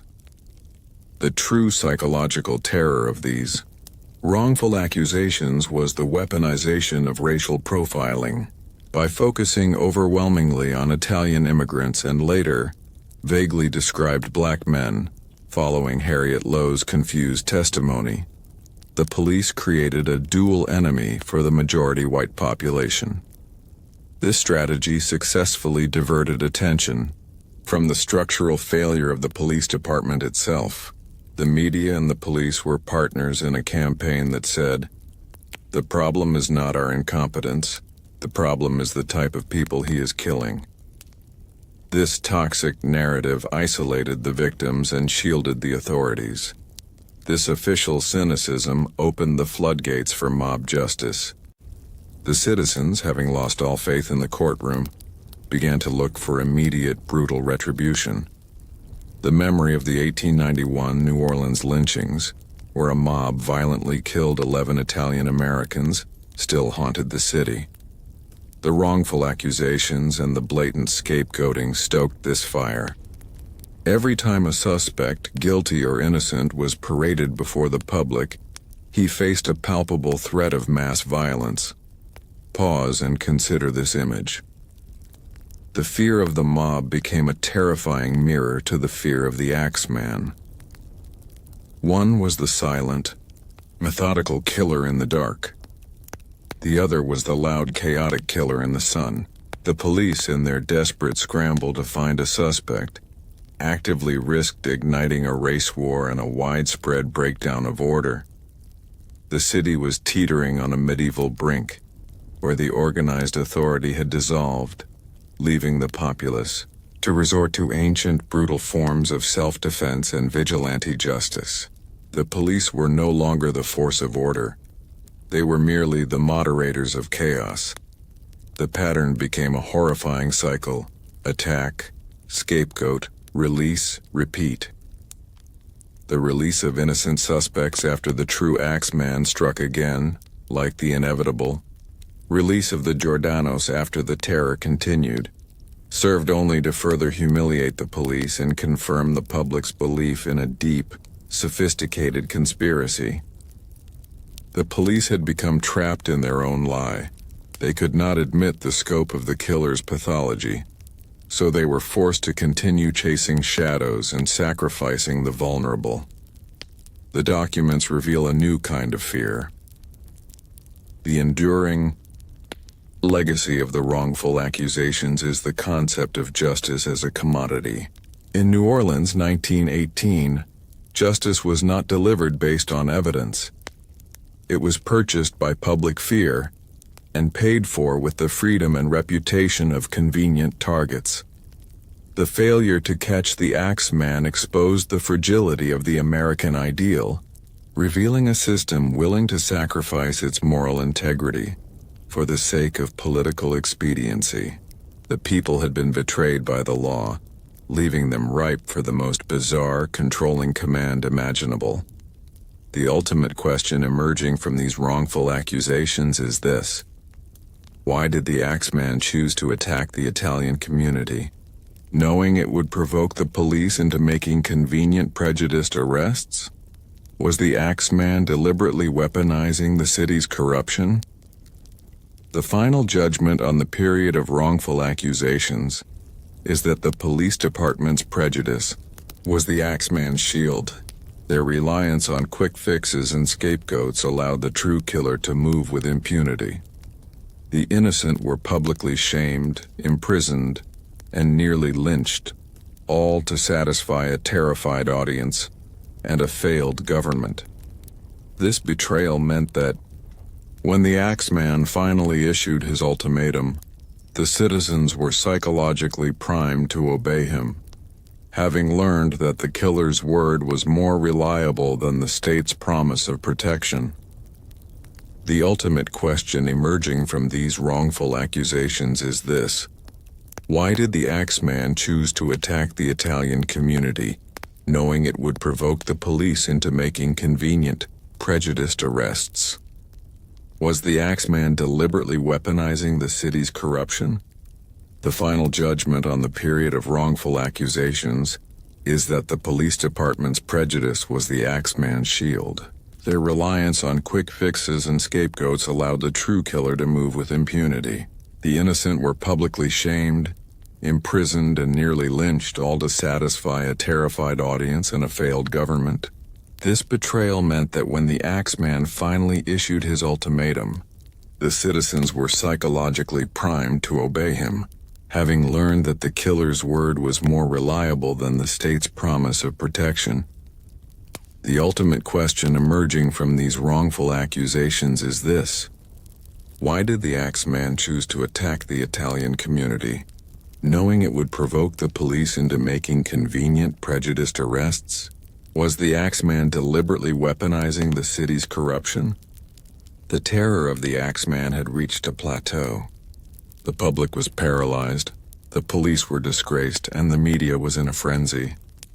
The next move belonged entirely to the killer, and it would be his most profound act of psychological warfare. In March 1919, a letter arrived at the offices of the New Orleans Item and other newspapers, a typewritten document signed simply, "The Axeman." This was not a confession. It was a sovereign's declaration. The letter was a masterpiece of chilling rhetoric, sophisticated and deeply theatrical. It began by mocking the very institutions that failed to stop him. "They have never caught me, and they never will. They have never seen me, for I am invisible, even as the ether that surrounds your earth." The killer was not just confessing. He was confirming the public's worst fears, that he was not a man but a demon, a force beyond the reach of human law. He used classical allusions, mentioning Tartarus, the deepest abyss of the underworld, lending his crimes an ancient, mythical weight that resonated perfectly with the city's regressive, medieval mindset. But here's the detail that truly matters. The killer understood the city's heart lay in its music. New Orleans was the birthplace of jazz, a vibrant, rebellious sound. The letter declared that the Axeman was very fond of jazz music and delivered a terrifying ultimatum. He would strike again at 15 minutes past midnight on the night of Tuesday, March 19, 1919. However, he swore by the devils of hell that every person shall be spared in whose home a jazz band is in full swing at the time I have just mentioned. This was the ultimate act of psychological control. The killer transformed the entire city into his personal theater, issuing a direct command that bypassed the police, the mayor, and the courts. He reduced the government to irrelevance, forcing the citizens to choose between relying on the discredited law or relying on the whims of the demon. The choice was clear: trust the system that betrayed you, or trust the killer who offered a perverse form of salvation. The letter was instantly published, consuming every headline. The press, which had spent months chasing false leads, was now given the killer's genuine, terrifying script. Their involvement was no longer just sensationalism. It was direct complicity in the killer's psychological game. They were the heralds of the new regime of terror, delivering the demon's word to every doorstep. Pause and consider this image. The reaction of the citizens was a profound, collective psychological break. The letter was a gift to the city's pervasive paranoia. The people had already been conditioned by the war to fear the unverified, and by the plague to accept random death. The letter provided a pattern, a way to survive. Suddenly, the chaotic, unpredictable violence had rules. It gave the helpless a tangible action they could take: play music. The entire basis of their defense shifted from physical barricades to an aesthetic ritual. The police were utterly humiliated. They could issue warnings, call for vigilance, or try to dismiss the letter as a hoax, but their words were powerless. Their authority had been revoked by a piece of typewritten paper. They were forced to watch as the city prepared to obey the killer's demand. The Axeman's genius was not just in making his command, but in forcing the government to acknowledge that he was the new law of New Orleans. The terms of the survival were chilling. One thing is certain, and that is some of those persons who do not jazz it out on that specific Tuesday night, if there be any, will get the axe. The Axeman had introduced a perverse, musical version of the Old Testament Passover, where the sound of the music marked the houses that the angel of death would pass over. Survival was no longer a matter of safety. It was a matter of compliance with the killer's peculiar, terrifying taste. The documents reveal a new kind of fear. The letter was the Axeman's ultimate expression of dominance. He proved that he did not just control the fate of a few Italian grocers. He controlled the collective behavior and psychological state of an entire American city. He forced thousands of people to dance for their lives, transforming the vibrant sound of jazz from a cultural expression into a desperate plea for mercy. The city was now a captive audience, dancing on the precipice of terror, waiting for the clock to strike 12:15 a.m.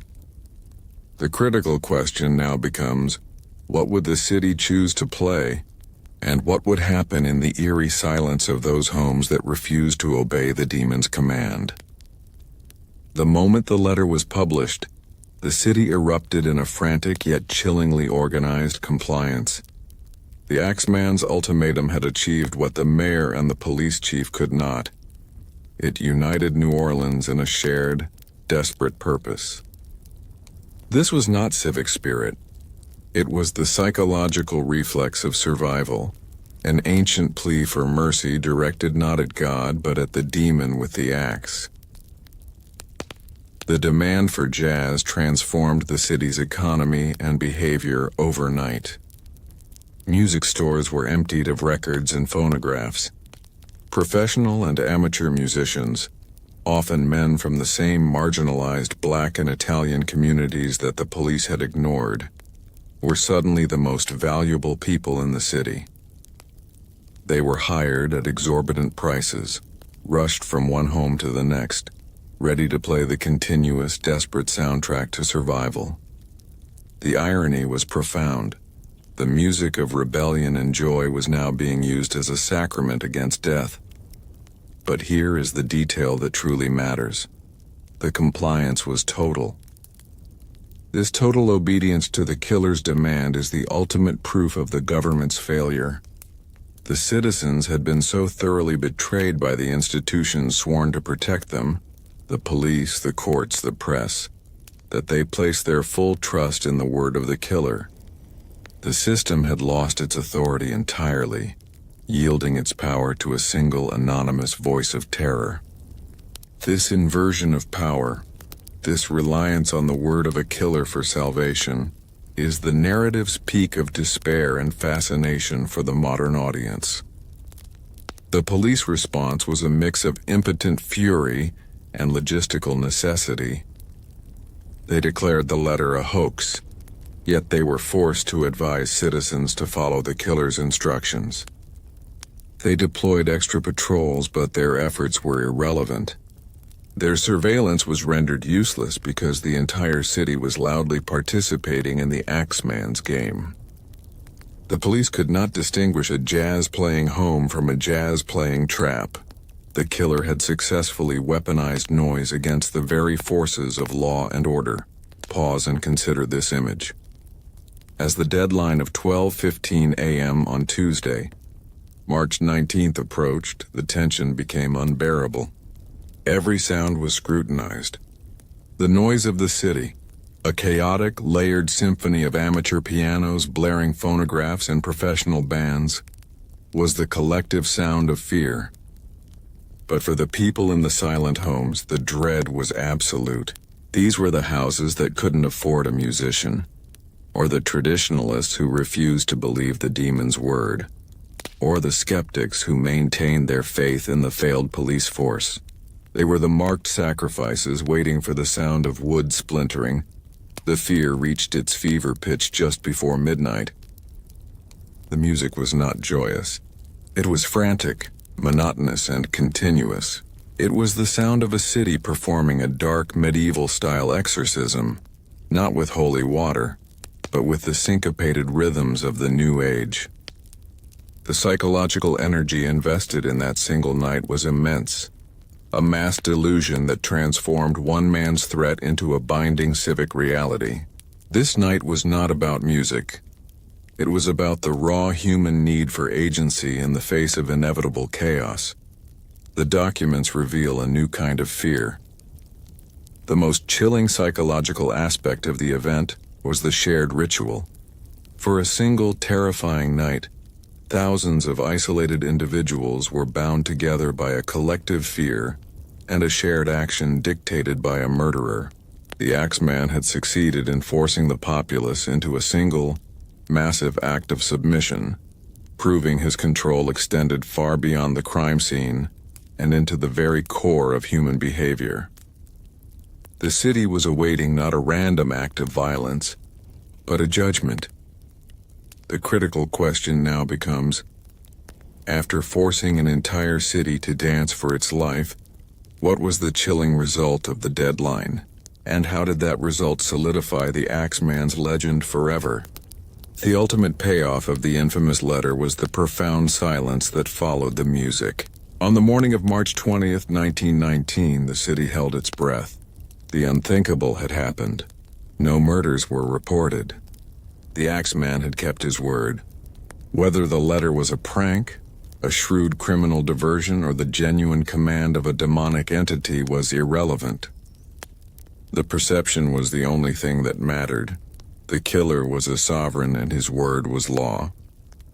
He had publicly proven his power over life, death, and the governing authorities, transforming the night of the ultimatum into the most bizarre, terrifying party in American history.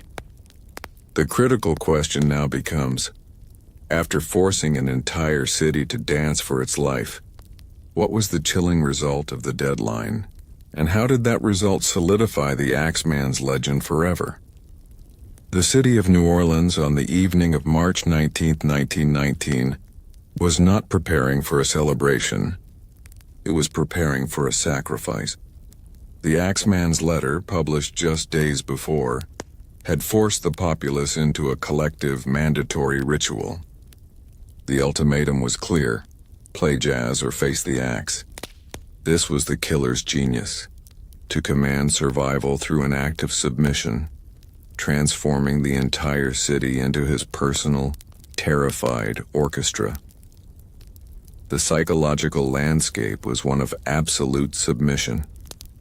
After months of police failure, wrongful accusations, and the constant threat of the unseen killer, the citizens had lost faith in every civic institution.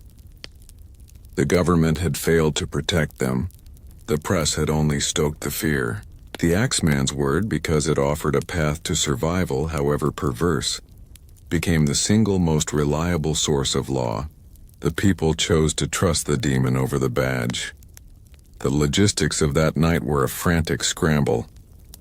People who had never owned a record player rushed to stores, buying the newly commercialized music in a panic.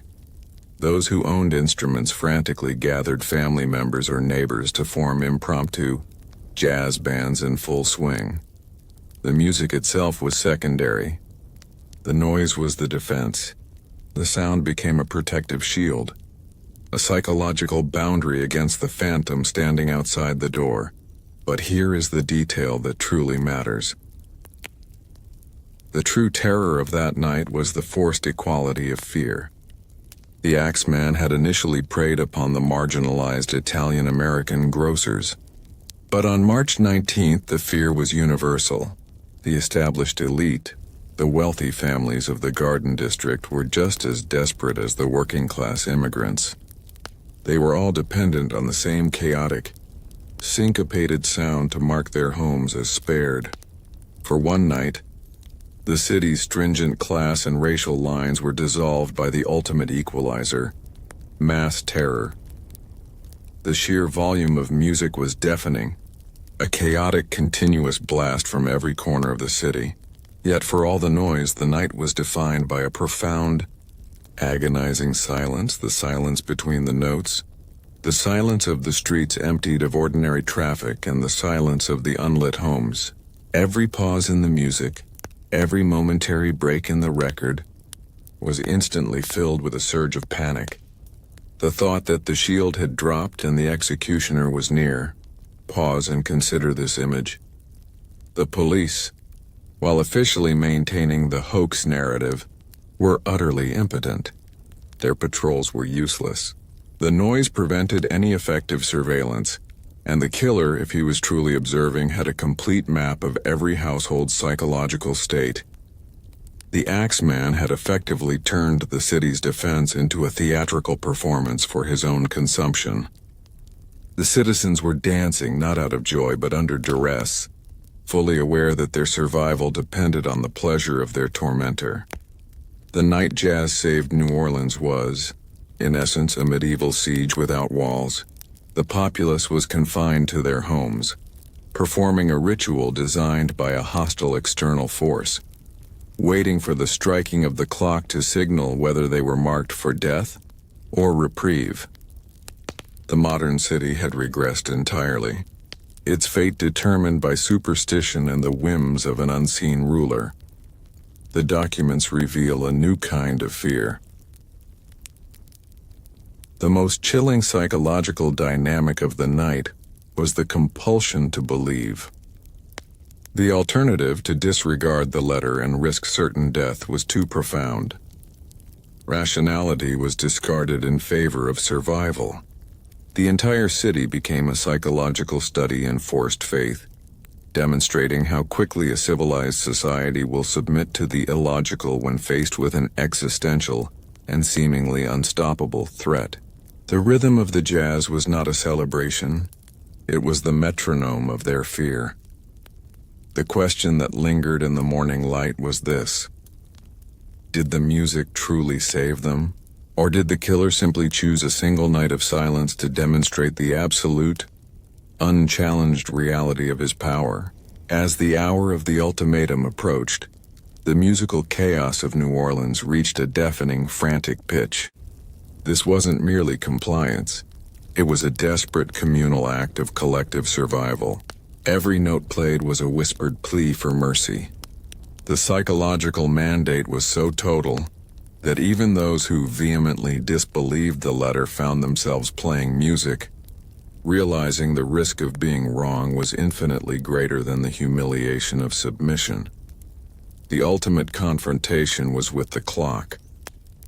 As the seconds ticked toward 12:15 a.m., the sound of the music seemed to swell, a final desperate shield against the darkness.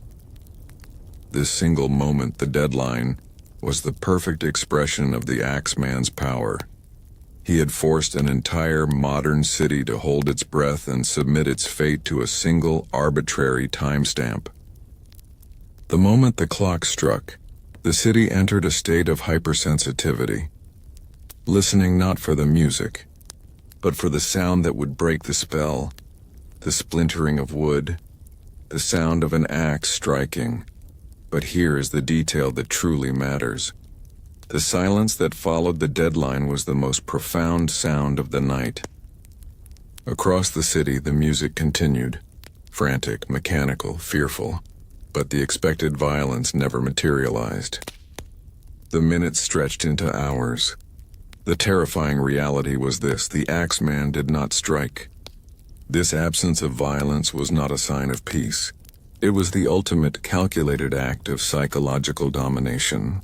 The killer had proven his total control over the city, demonstrating that he was not only capable of killing, but was capable of granting life.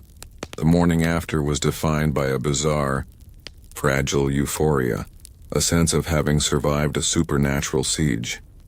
The papers, which had published the demon's letter, now declared the miracle. Jazz had saved New Orleans. This outcome cemented the Axeman's status as a legend.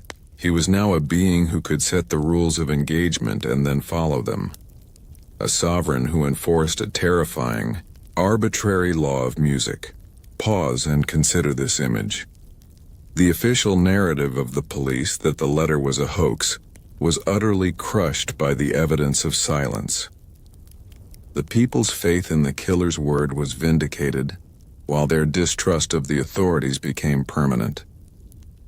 The police were left with no answers, their failure magnified by the sheer scale of the Axeman's theatrical success. The city realized that the killer was a better communicator, a better strategist, and a more reliable enforcer of his own word than the government paid to protect them. The racial dimension of the night added a chilling coda to the event. The music that saved the white city was the sound of Black and Italian culture, music that had long been marginalized and often feared by the established elite. For one night, the city was forced to beg for salvation from the very communities it had scorned. This act of forced temporary cultural submission was perhaps the most sophisticated psychological twist of the entire spree. The documents reveal a new kind of fear. The legacy of the night jazz saved New Orleans is the ultimate confirmation of the American anxiety at the core of this story. When the state fails, chaos is given dominion, and a populace will submit to the most irrational authority if it offers the illusion of control. The Axeman's act was a masterpiece of psychological terror, proving that fear is a more potent tool of control than any axe. The terrifying reality is that this period of peace, bought by an act of submission, was only a temporary lull. The question that haunted the city was whether the demon was truly appeased, or if he was simply planning his final, cruelest strike against those who had been forced to dance for their lives. The terror of the Axeman was not constant. It was punctuated by profound, unnerving periods of silence. These unpredictable lulls were in many ways more damaging than the attacks themselves. The citizens were not granted peace. They were granted a temporary fragile stay of execution. They knew the killer had not been caught, but was merely waiting. The silence was less the absence of danger and more the sound of a paused threat. Following the submission of the city on the night jazz saved New Orleans, the Axeman fell silent for several months. For the police, this was a political godsend, a quiet victory they could claim, reinforcing their narrative that the hoax was over. But for the people, the silence was interpreted through the medieval lens of the Axeman's power. He was not finished. He was sated. He had proven his dominance, and now he was observing his conquered territory. The collective psychological response was a desperate attempt to create false normalcy. Citizens began to slowly unlock their doors, to put away the axes they slept with, and to cautiously reduce the volume of the nightly music. This was not a rational return to confidence. It was psychological denial, the human mind's inability to sustain a high-level state of terror indefinitely. They had to believe the threat had passed, or they couldn't function. But here is the detail that truly matters. The fragility of this attempted normalcy became a source of profound internal stress. Every creak of the floor, every strange shadow, every unfamiliar silence in the humid New Orleans night was filtered through the memory of the Maggio and Cortimiglia murders. The citizens were trapped in a permanent state of hypervigilance, suffering from a form of mass PTSD. This state was actively encouraged by the government's initial lies and subsequent failures. The people knew deep down that the safety they experienced was a gift from the killer, not a right guaranteed by the state. The police used these lulls for political gain, subtly allowing the narrative to shift back to their original theory of internal conflict. They wanted the populace to forget the jazz letter and to remember the scapegoating of the Hordanos, hoping the blame would settle back on the Italian community. This sustained institutional betrayal ensured that even during the peace, the city's undercurrent of distrust and prejudice remained active and corrosive.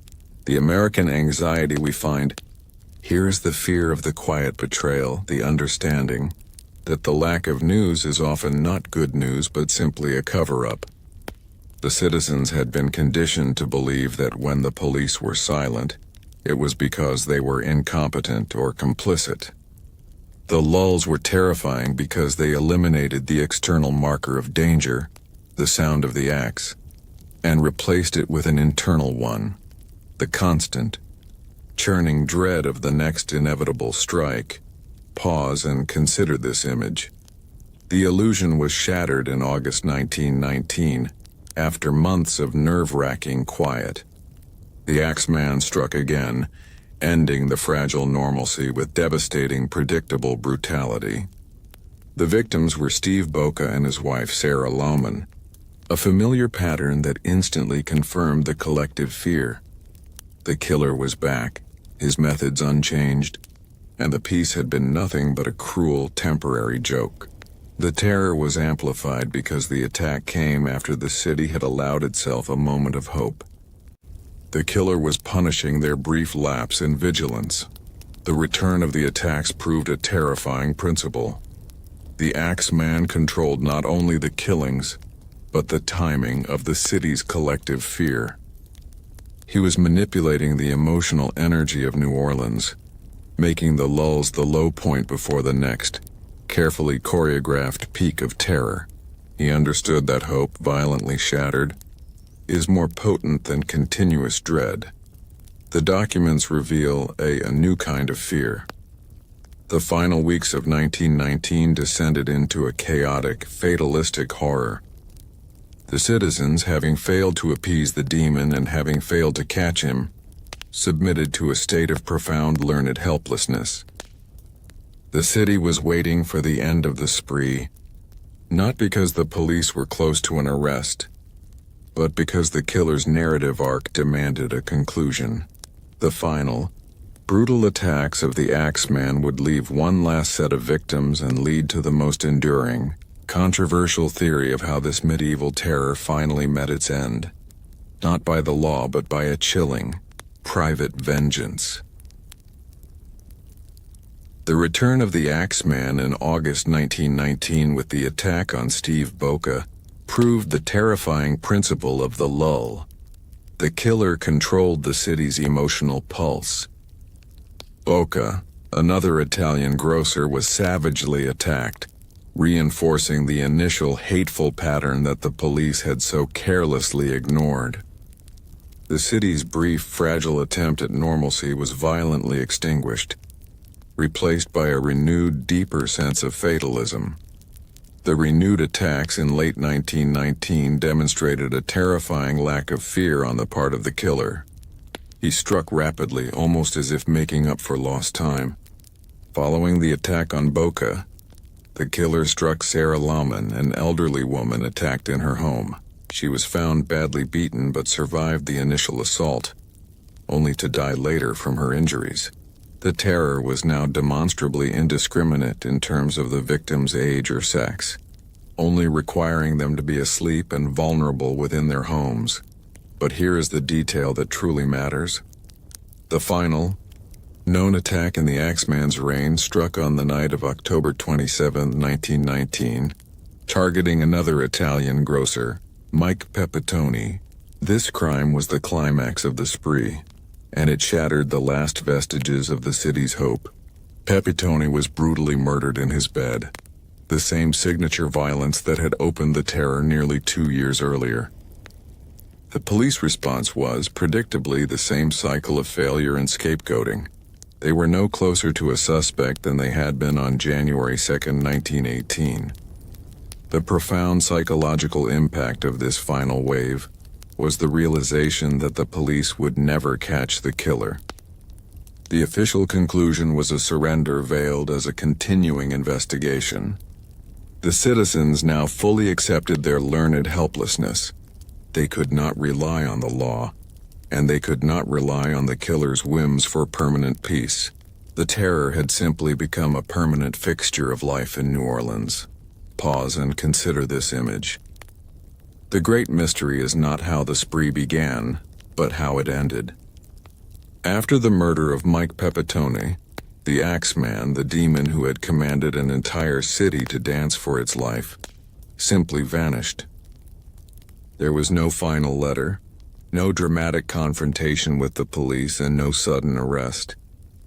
The terror stopped as abruptly as it began, plunging the city back into the uneasy silence of a lull that, this time, proved permanent. This quiet, anticlimactic conclusion was, in its own way, the most terrifying psychological move of all.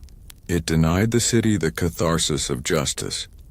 There was no body to convict, no motive to dissect, and no narrative closure. The Axeman's departure ensured that his myth would endure, leaving the city forever questioning whether he was a man who simply moved on, or a demon who chose to retreat to his dark Tartarus. This lack of resolution is the core of the American historical mystery. The failure to close the book on an episode of mass panic and institutional failure. The documents reveal a new kind of fear. Thus, enduring psychological consequence of the unpredictable lulls is the complete and permanent destruction of public trust. The citizens of New Orleans were left with the terrifying knowledge that for almost 2 years, the security of their homes, the integrity of their police force, and the very stability of their society depended entirely on the unknown whims of a single, uncatchable maniac. The lulls proved that terror could be sustained, not by constant violence, but by the constant threat of its return. The final question is not about the identity of the Axeman, but the identity of the person who ultimately stopped him. The answer, often buried in the dark rumors of the Italian community, points toward a final, definitive act of vengeance that took place far outside the confines of the failed justice system. The fragile, false peace of 1919 was, by its nature, unsustainable. The Axeman's lull was not a surrender. It was a psychological maneuver.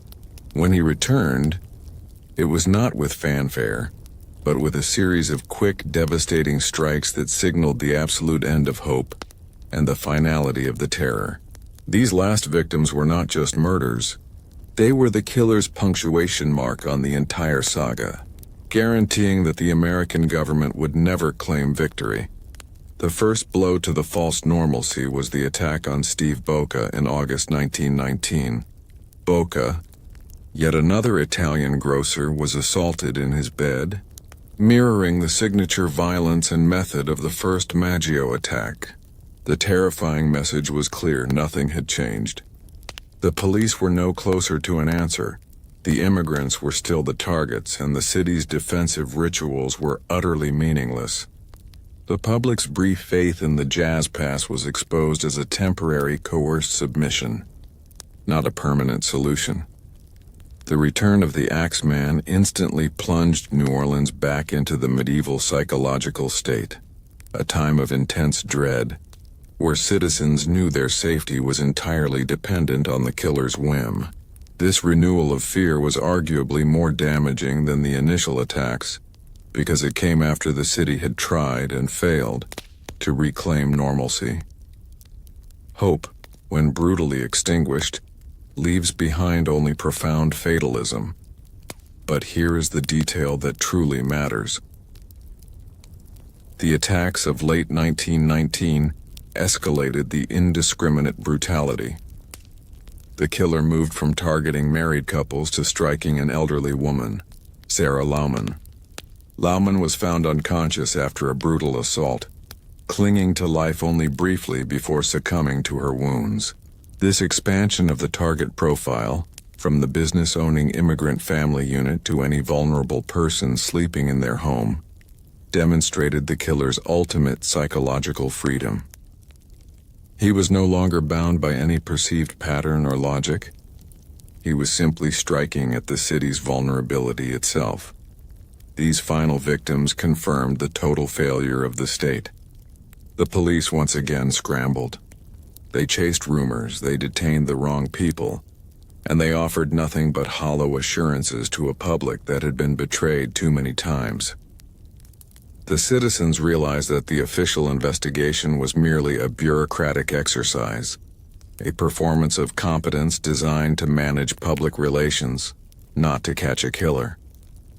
This deep-seated conviction of government betrayal is the core American anxiety that drove the final stage of the story. Pause and consider this image.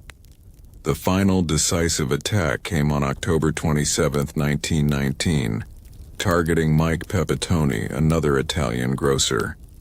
This attack was the brutal, fitting finale to the Axeman's known spree. Pepitone, like Maggio, was savagely killed in his bed. The crime scene possessed all the familiar, horrifying signatures: the stealthy entry, the overwhelming force, the use of the axe. It was a precise, terrifying bookend to the 2-year reign of terror. It was the killer's final, defiant proof that the police were powerless to stop him. The psychological impact of Pepitone's death was the realization that the Axeman was sovereign. He had declared his own terms, enforced his own bizarre law, and then chose the exact moment and victim for his exit. The people were left not with the relief of a capture, but with the terrifying, incomprehensible fact of a self-terminated spree. The police could only stand by, record the final atrocity, and wait for the quiet to return. The documents reveal a new kind of fear. The chilling consistency of the final attacks ensured that the fear would endure. The citizens were left with a permanent physical manifestation of their trauma, the constant suspicion that the killer was still among them, simply choosing not to strike. The final victim solidified the fact that the terror ended, not by the virtue of the justice system, but by the unseen will of the murderer. The city was left with a single, unverified rumor that offered the only potential closure: a story of private vengeance, a debt of blood paid outside the law, proving that only the victimized could truly stop the demon. The murder of Mike Pepitone in October 1919 was not just another crime. It was the definitive, brutal period placed at the end of the Axeman saga. The police were left with the exact same evidence and the exact same impotence they had faced 22 months earlier. A chiseled panel, a victim's own bloody tool, and a vanished killer. The systemic failures of early 20th century, forensics and political prejudice had guaranteed the killer's victory. The psychological consequence of this final attack was the total collapse of the city's ability to hope. The citizens realized that the law could not protect them. The press would only sensationalize their fear. And even the killer's own musical ultimatum was temporary. They were left with one terrifying, persistent question.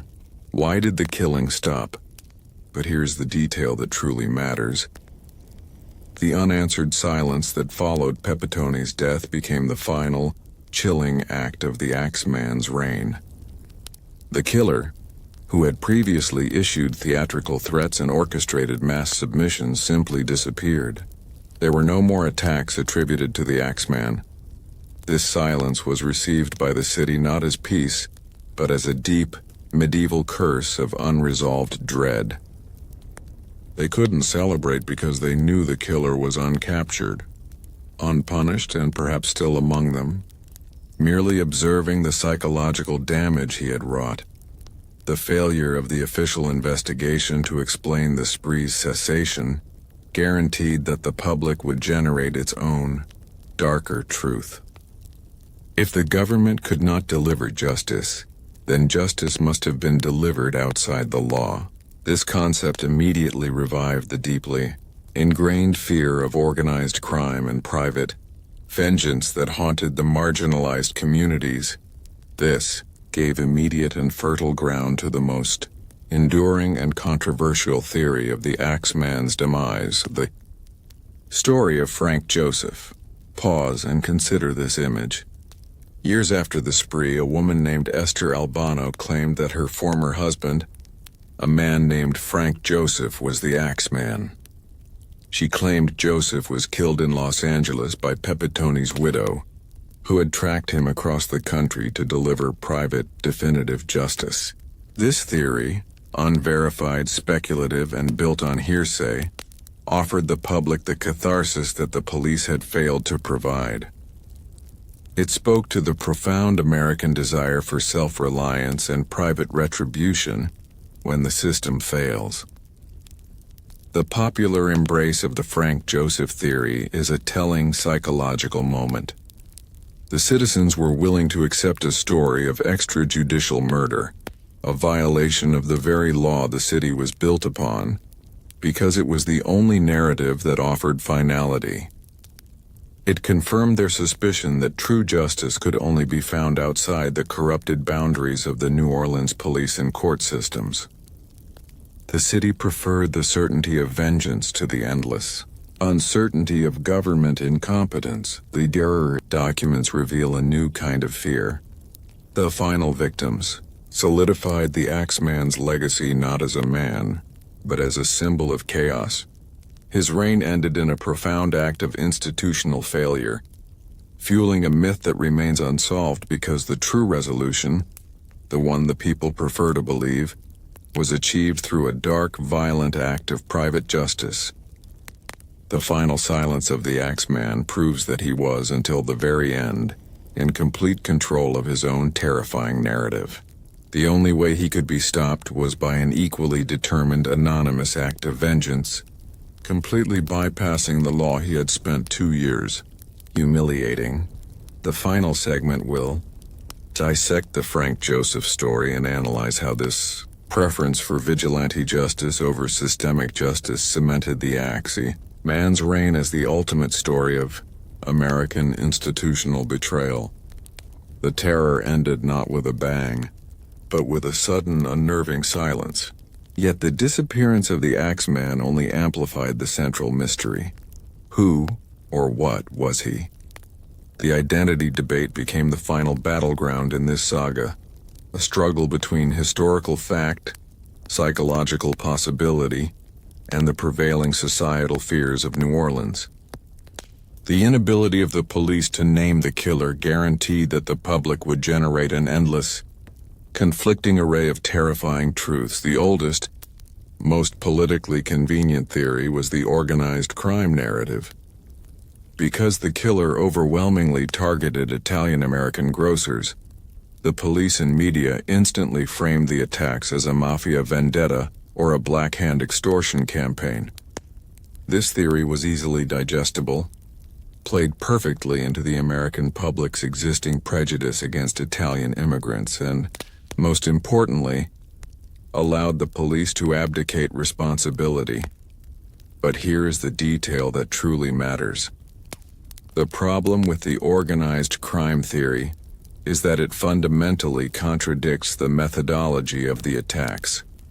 Professional organized crime seeks silence and financial gain. The Axeman sought spectacle and chaos. He took nothing of value. His murders were highly visible, brutal, and intentionally designed to maximize public hysteria and police scrutiny.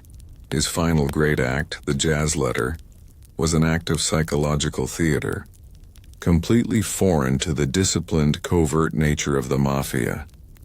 By focusing on the mafia, the police were chasing the ghost of corporate greed, when they should have been pursuing the demon of pure malice. This forensic dissonance quickly gave rise to the chilling alternative, the lone maniac theory. This theory posits that the Axeman was an individual, a single, highly psychopathic serial killer, driven by an internal compulsion rather than external profit. His actions, the precise method of entry, the ritualistic use of the victim's own tools, the complete lack of a conventional motive, were all the hallmarks of a personality driven by a profound need for absolute psychological control and domination. Pause and consider this image. The psychological depth of the lone maniac theory is terrifying because it means the killer was not organized crime. He was something new and incomprehensible to the early 20th century mind. He was a harbinger of the modern serial killer, a creature operating on a terrifyingly personal, sophisticated pathology that the police were structurally unprepared to fight. The unpredictable lulls and the Jazz ultimatum are explained by this theory as the actions of a single, ego-driven individual who viewed the entire city as his audience. However, the lone maniac theory struggles with the sheer duration and technical skill of the spree. To maintain such a terrifying, specific pattern across multiple jurisdictions in over 2 years, while evading a citywide manhunt, suggests either superhuman cunning or the possibility of multiple killers. This too was a theory entertained. Perhaps the Axeman was merely a convenient moniker applied by the press to a series of coordinated, ethnically motivated crimes committed by separate individuals. The documents reveal a new kind of fear. The enduring failure of the police was their inability to definitively settle this debate. They lacked the scientific tools and the psychological framework to move beyond simple prejudice. The three theories, organized crime, lone maniac, multiple killers, all held terrifying weight, and the police's indecision guaranteed that the citizens would forever live with the shadow of all three. This paralysis is the final testament to institutional betrayal, the government's ultimate admission that it could not even identify the type of monster that ruled its city.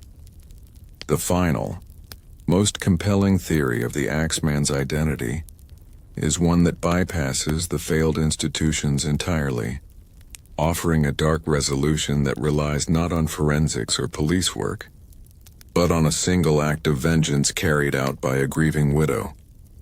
The official police theories, the mafia, the lone maniac, all share one terminal flaw. They failed to explain why the killing stopped. They offered no finality, leaving the city in a perpetual state of unresolved dread.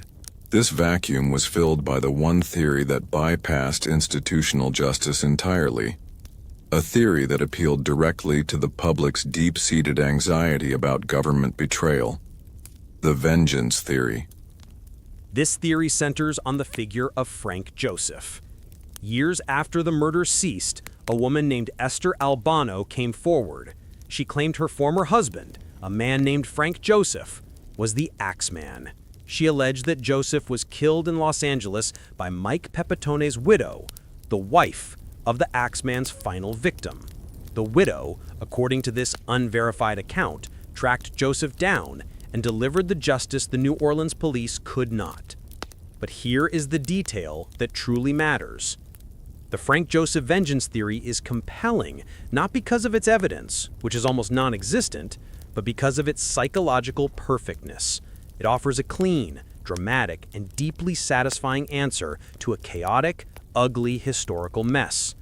It gives the helpless victims agency, transforming a grieving widow into a vigilante hero who succeeded where the entire New Orleans Police Department had failed. This narrative of private decisive retribution is a profound expression of the American anxiety over a broken justice system. The people wanted to believe that justice was swift and final, even if it had to be administered in the shadows, outside the courtroom. The theory also provides a dark resolution for the Axeman's consistent pattern. If the killer was indeed Frank Joseph, a working-class man with a deep personal connection or grievance tied to the Italian community, it could explain the specific targeting and the use of common tools. The theory suggests the killings might have originated from a specific personal rage, perhaps driven by a past affair, a slight, or a debt that was then masked by the psychological spectacle of the jazz letter to amplify the fear. The killer used the language of the demon and the chaos of the city to hide a mundane yet powerful personal motive. The enduring power of the vengeance theory lies in its medieval morality. In the Dark Ages, when the king's authority was distant, local justice was often swift and familial. The Axeman saga, with its corrupt institutions and uncatchable killer, created a modern scenario where the citizens reverted to this ancient ethic. They preferred the moral clarity of the widow's revenge to the lingering suspicion of the lone maniac or the unproven conspiracy of the mafia. The theory serves as the city's collective wish fulfillment, a final defiant act against a government that had abandoned them. In the end, the Axeman identity debate is destined to remain unsolved. There are simply too few reliable forensic clues and too many conflicting, politically motivated narratives. The great enduring tragedy is that the police's initial failures, the contempt for the victims, the compromise of the crime scenes, and the rush to wrongful accusations guaranteed that no matter who the killer was, the official records would never reveal the truth.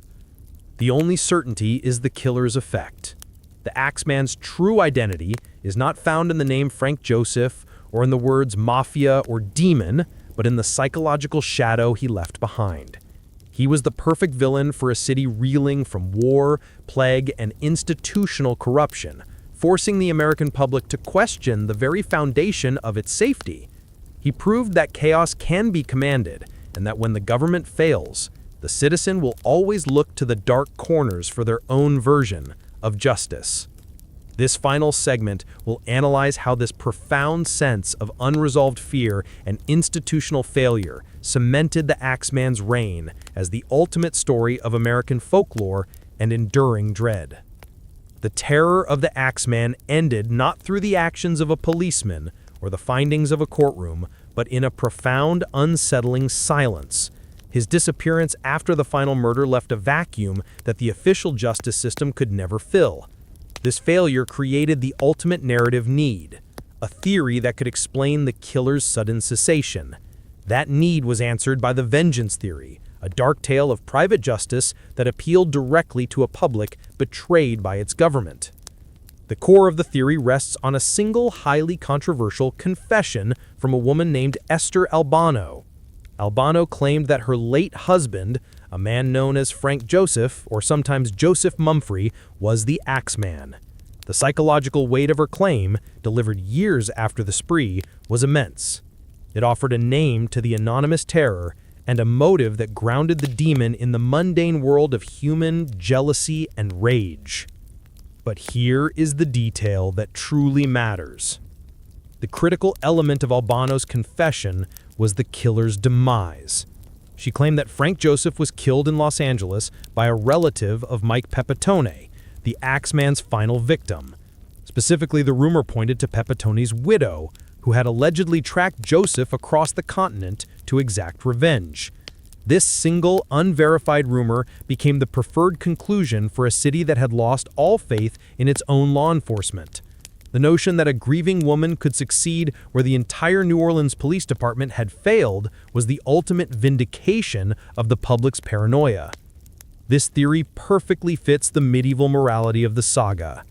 In a world where the law is corrupt and incompetent, true justice must be brutal, immediate, and familial. The image of the Axeman, the terrifying, mythic sovereign of the night, being silenced not by a detective's ingenuity, but by a widow's desperate personal vengeance, is a powerful, cathartic psychological narrative. It confirms that the system, having abdicated its duty, forced its most vulnerable citizens to become their own executioners. The police response to this theory was muted and inconclusive. They had no way to verify the claims, and officially, they could never embrace a theory of vigilante justice without further undermining their own authority. They had lost control of the narrative so completely that the public's preferred, unofficial truth was one of private assassination. The lack of an official arrest or closure for the Axeman case is the final, definitive testament to the institutional failure of New Orleans law enforcement. The Frank Joseph identity itself remains highly speculative and riddled with inconsistencies. Joseph was an alleged associate of local Italian organized crime, which superficially supports the mafia theory that the police initially chased. However, the evidence is anecdotal. There is no definitive forensic link between Joseph and the Axeman's calling card. No fingerprints, no documented connection to the specific victims, and no solid proof that he was even in New Orleans during the entire 1918-19 killing spree. The public's embrace of this flawed theory is a crucial insight into their psychological needs. The truth of the Axeman's identity became less important than the closure he represented.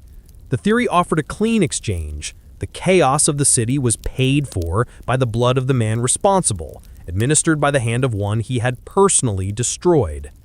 It was a trade the traumatized citizens were eager to make.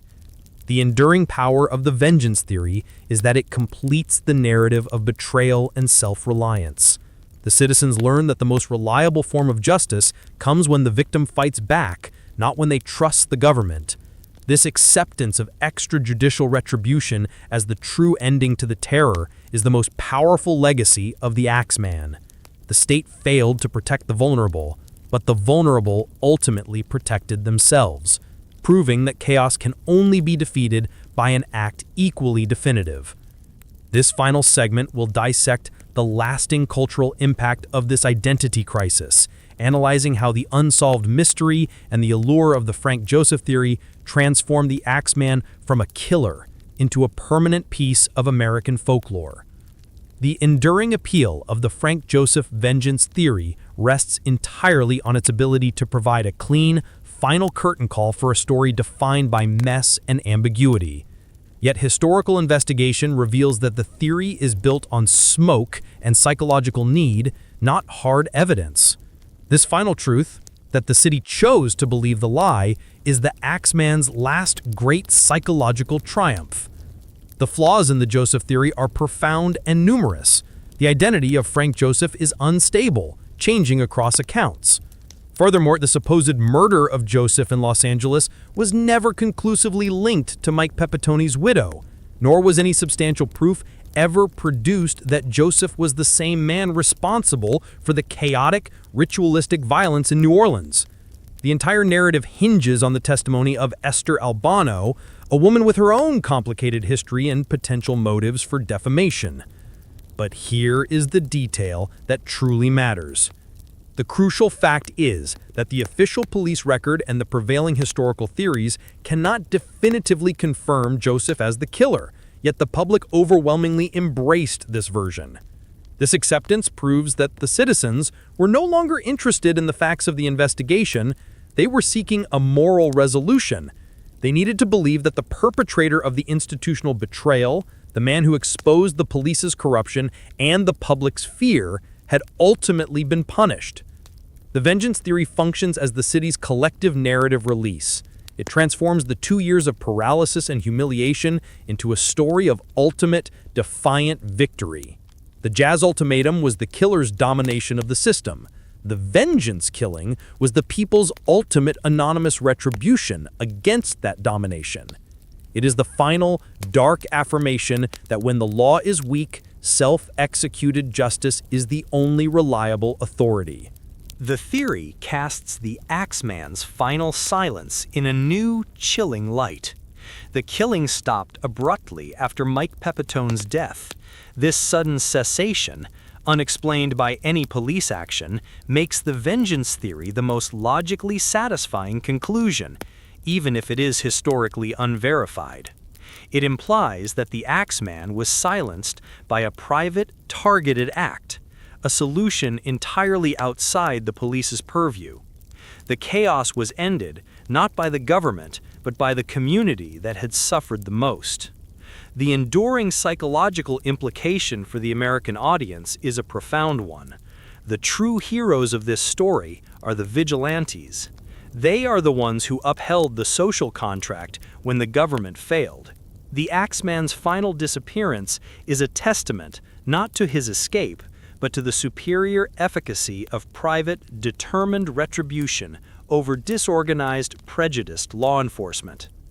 The documents reveal a new kind of fear. The Frank Joseph vengeance theory became the cultural solution to the historical problem. It allowed New Orleans to close the book on its terror without ever having to face the embarrassment of institutional failure. The story of the Axeman, therefore, ends not in a courtroom with a verdict of guilt, but in a hidden grave in Los Angeles, the final justice rendered by the very people the system had abandoned. This is the ultimate dark truth of the Axeman's legacy. The citizens of New Orleans had to become criminals to achieve true closure. The true mark of the Axeman's success is not found in the official police records, but in the stories the city still tells. When the chaos ended, the mystery began. The failure of the government to provide justice guaranteed the killer's immortality, transforming the brutal acts of 1918-1919 into a potent piece of American folklore, a chilling, cautionary tale that transcended the simple facts of the case. The creation of the myth was driven entirely by the unresolved nature of the case. The police could never name the killer, explain the jazz letter, or verify the vengeance theory. This ambiguity left a narrative void, which the human imagination quickly filled with the most terrifying and satisfying elements of the spree. The Axeman became less of a man and more of a psychological archetype, the invisible, uncatchable demon who preyed on the vulnerable. But here is the detail that truly matters. The jazz letter is the mythical cornerstone. It is the single element that ensures the Axeman is remembered, not just as a killer, but as a coercive cultural figure. The idea that an entire American city had to dance for its life, submitting its fate to a single anonymous voice, became a story too bizarre and powerful to forget. This act perfectly captures the anxiety of the early 20th century, a society caught between the ancient fear of the unknown and the new vibrant freedom of jazz music. The myth frames jazz itself as a supernatural protection, an act of defiance that succeeded where law and order failed. The myth found its earliest expression in the music itself. Immediately following the infamous night, musicians composed songs like The Axeman's Jazz, Don't Scare Me. These pieces were more than entertainment. They were a form of cultural inoculation, a way for the city to process the terror by weaving it into their art. By singing about the killer, they brought him into the light, attempting to defang the darkness through rhythm and melody. Pause and consider this image. The enduring power of the Axeman legend lies in its profound connection to the themes of government betrayal and conspiracy. The myth is not simply about an unsolved murder, it is about institutional failure. Every time the story is told, it reinforces the conviction that the police were either too prejudiced or too incompetent to solve the crime, and that the only true justice, the vengeance theory, came from outside the system. The Axeman, therefore, is a folk hero of the American distrust, a permanent symbol of the fragility of civic authority. In folklore, the chiseled door panel and the stolen axe are not just clues, they are mythic symbols. The panel represents the complete violation of the home, the final breaking of the barrier between civilization and chaos. The axe represents the corruption of the domestic sphere, turning the tools of labor into the instruments of death. These details ensure that the story resonates with the deep-seated medieval fear of intrusion and the perversion of the sacred. The documents reveal a new kind of fear. The final transformation of the Axeman is his journey into pop culture legend. The unsolved case became a rich source for fiction, inspiring everything from pulp novels and comic books to modern television series. In these fictional retellings, the killer is often explicitly portrayed as the demon he claimed to be, a shadowy figure who haunts the bayou. Pop culture stripped away the messy historical reality, the wrongful accusations, the racial prejudice, the forensic failures, and embraced the pure cinematic dread of the invisible killer. But here is the terror that matters. The critical question now is this: what does the enduring popularity of the Axeman myth reveal about the deepest anxieties of the modern American audience, and why do we prefer the terror of the myth to the truth of the historical failure?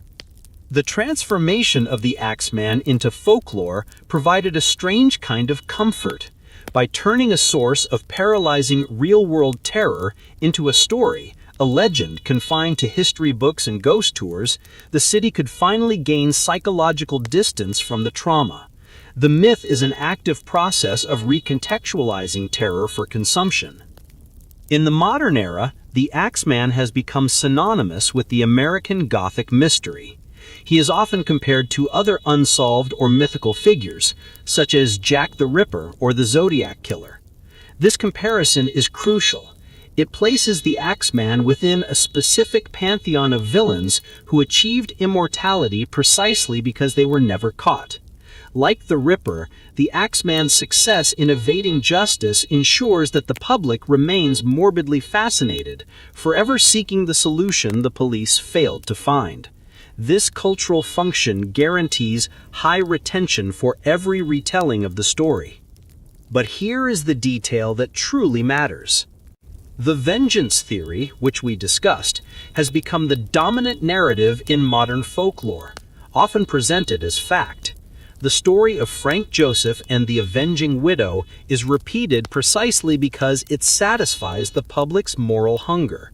It's an American legend of vigilantism, a narrative deeply resonant with the core anxiety that when corporate greed or institutional failure, the police leave citizens vulnerable, the individual must step up.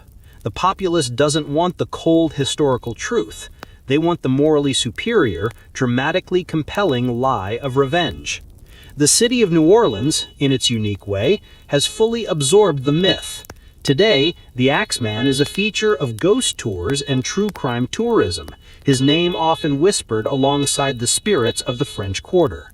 This final stage of transformation, from historical terror to tourist attraction, is the ultimate act of cultural control. The city has monetized its own trauma, turning the most embarrassing failure of its police force into an enduring source of dark fascination. Pause and consider this image. The Axeman's most chilling recent appearance was in pop culture television, where he was often portrayed not as a man, but as a literal demon. This fictionalization completed the psychological regression. The killer's self-proclaimed status as a demon from the hottest hell was finally accepted as fact. This shift proves that the American audience, when confronted with a historical failure so profound, prefers the supernatural explanation. It is easier to believe a demon was uncatchable than to admit that the failure was simply the result of human incompetence, prejudice, and technological backwardness. The enduring lesson of the Axeman myth is one of unresolved dread. The story remains popular because it encapsulates all the anxieties that continue to plague modern America: the fragility of domestic security, the public's deep-seated distrust of government and law enforcement, and the terrifying realization that chaos can be commanded by a single determined will. The terror ended, but the question of who controlled the chaos did not. The final irony is that by failing to solve the case, the New Orleans Police Department inadvertently guaranteed the Axeman's permanent fame.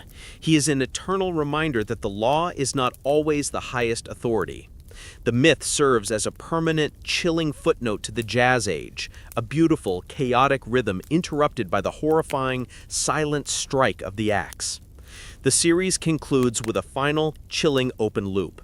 100 years later, every creak of a floorboard, every sudden silence in the night, still carries the faint, persistent whisper of the question: was the Axeman truly silenced, or is the city merely in the longest, most unpredictable lull of all? The terror of the Axeman lasted less than 2 years, yet its shadow stretches over a century. This case, often overlooked by mainstream history, stands as a chilling artifact, America's first truly modern serial killer mystery. The Axeman ushered in an era of terror defined not by robbery or passion, but by pure, unmotivated pathology, a concept the early 20th century American legal system was utterly unprepared to confront. The designation of modern is crucial. The Axeman's methodology, the lack of financial motive, the ritualistic calling card of the chiseled panel and stolen weapon, the targeting of a specific demographic for social and psychological impact, all preceded the formal study of serial homicide by decades. He forced the city to deal with a profound truth: a killer could operate purely to achieve psychological satisfaction and social chaos rather than tangible gain. This truth remains terrifying to the modern audience. But here is the detail that truly matters. The lasting impact on New Orleans is defined by institutional damage. The Axeman permanently codified the city's deep-seated distrust of law enforcement. The police's failure, from the compromised crime scenes and the rudimentary forensics to the wrongful accusations of the Giordanos, was an institutional embarrassment that poisoned the relationship between the government and its citizens. For generations, the Axeman saga has served as a historical reference point for police incompetence and corruption, ensuring that every subsequent crisis in New Orleans is viewed through the lens of justified paranoia. The case remains a permanent monument to the power of ethnic prejudice in American justice. By targeting the Italian-American community, the Axeman successfully weaponized the police's own bias. The authorities initially treated the crimes as an internal immigrant problem, a low-priority vendetta, thereby guaranteeing the killer weeks of crucial unpursued freedom. This historical fact anchors the narrative in the core American anxiety, the realization that safety and justice are often commodities distributed along racial and social lines. Pause and consider this image. The enduring nature of the Jazz ultimatum ensures the story remains unique. No other American serial killer has successfully commanded a collective act of compliance from an entire city. This single night serves as the case's psychological peak, a profound moment of regression where modern civilization conceded its authority to a single, anonymous terror. The message that endured through the century is that when the state fails, the individual will seek salvation through superstition and submission, even to the enemy. The Axeman story transcends true crime because it illustrates the fragility of the American social contract. It demonstrates how quickly a society already weakened by war, plague, and prejudice can fracture under the pressure of an organized, sophisticated terror. the city's descent into medieval paranoia, the fear of the invisible demon, the reliance on ritual for protection. The mob mentality is the most chilling aspect of the legacy. The documents reveal a new kind of fear. A century later, the unanswered questions remain the source of the case's cultural power. The identity of the Axeman, the truth behind the Frank Joseph vengeance theory, and the precise reason for the sudden cessation of the attacks are all unresolved. This lack of closure is not a flaw in the story, it is its defining feature. It ensures that the Axeman remains an active threat in the American imagination, a constant, terrifying reminder that chaos can command an audience and vanish without accountability. The ultimate question facing modern New Orleans is this: has the city truly healed from this historical wound, or is the continuous, vibrant sound of jazz still a low-level collective prayer for protection against the unknown shadow that stalks the humid night? The Axeman's legacy is a permanent cultural artifact that reflects America's deepest vulnerabilities. The case is a grim reminder that technological advancement does not guarantee safety. A clever, determined individual can always exploit the structural weaknesses of law and order. The failure to catch the Axeman created a precedent of dread that would haunt subsequent generations dealing with the Zodiac, the Son of Sam, and other phantom killers.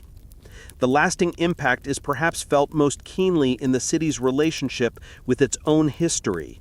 The Axeman did not just kill, he destroyed the sanctity of the home. This historical trauma is subtly woven into the character of the city.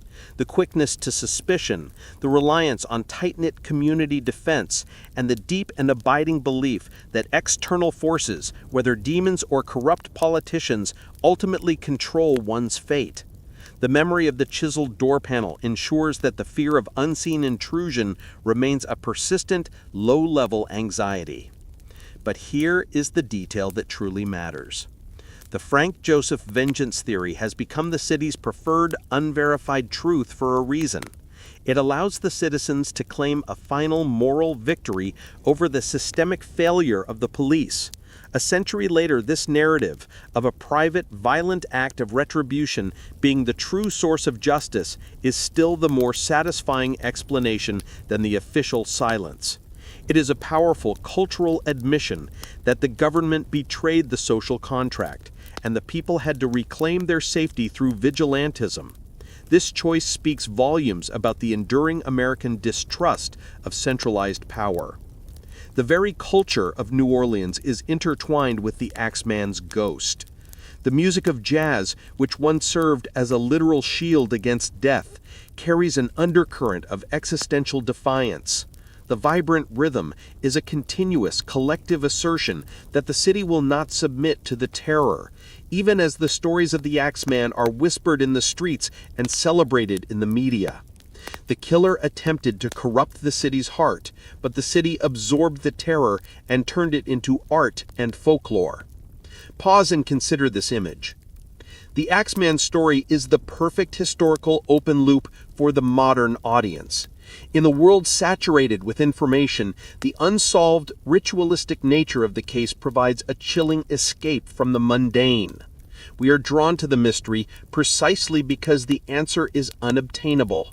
The lack of closure forces us to confront the possibility that the most profound threats in our world may not be solvable by logic or science, but must be addressed by psychological submission or private force. The ultimate lesson of the Axeman is not about the past, it is about the perpetuity of vulnerability. The conditions that created the terror in 1918, a society in transition, institutional bias, and mass media hysteria, remain potent forces today.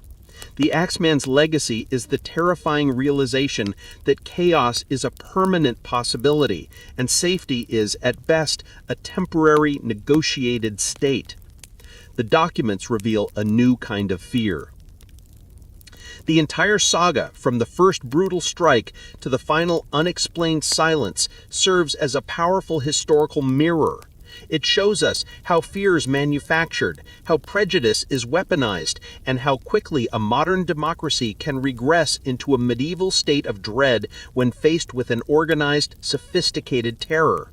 The Axeman's victory was not merely in the murders he committed, but in the enduring corrosive doubt he instilled in the promise of American justice. The series concludes with a final, chilling open loop.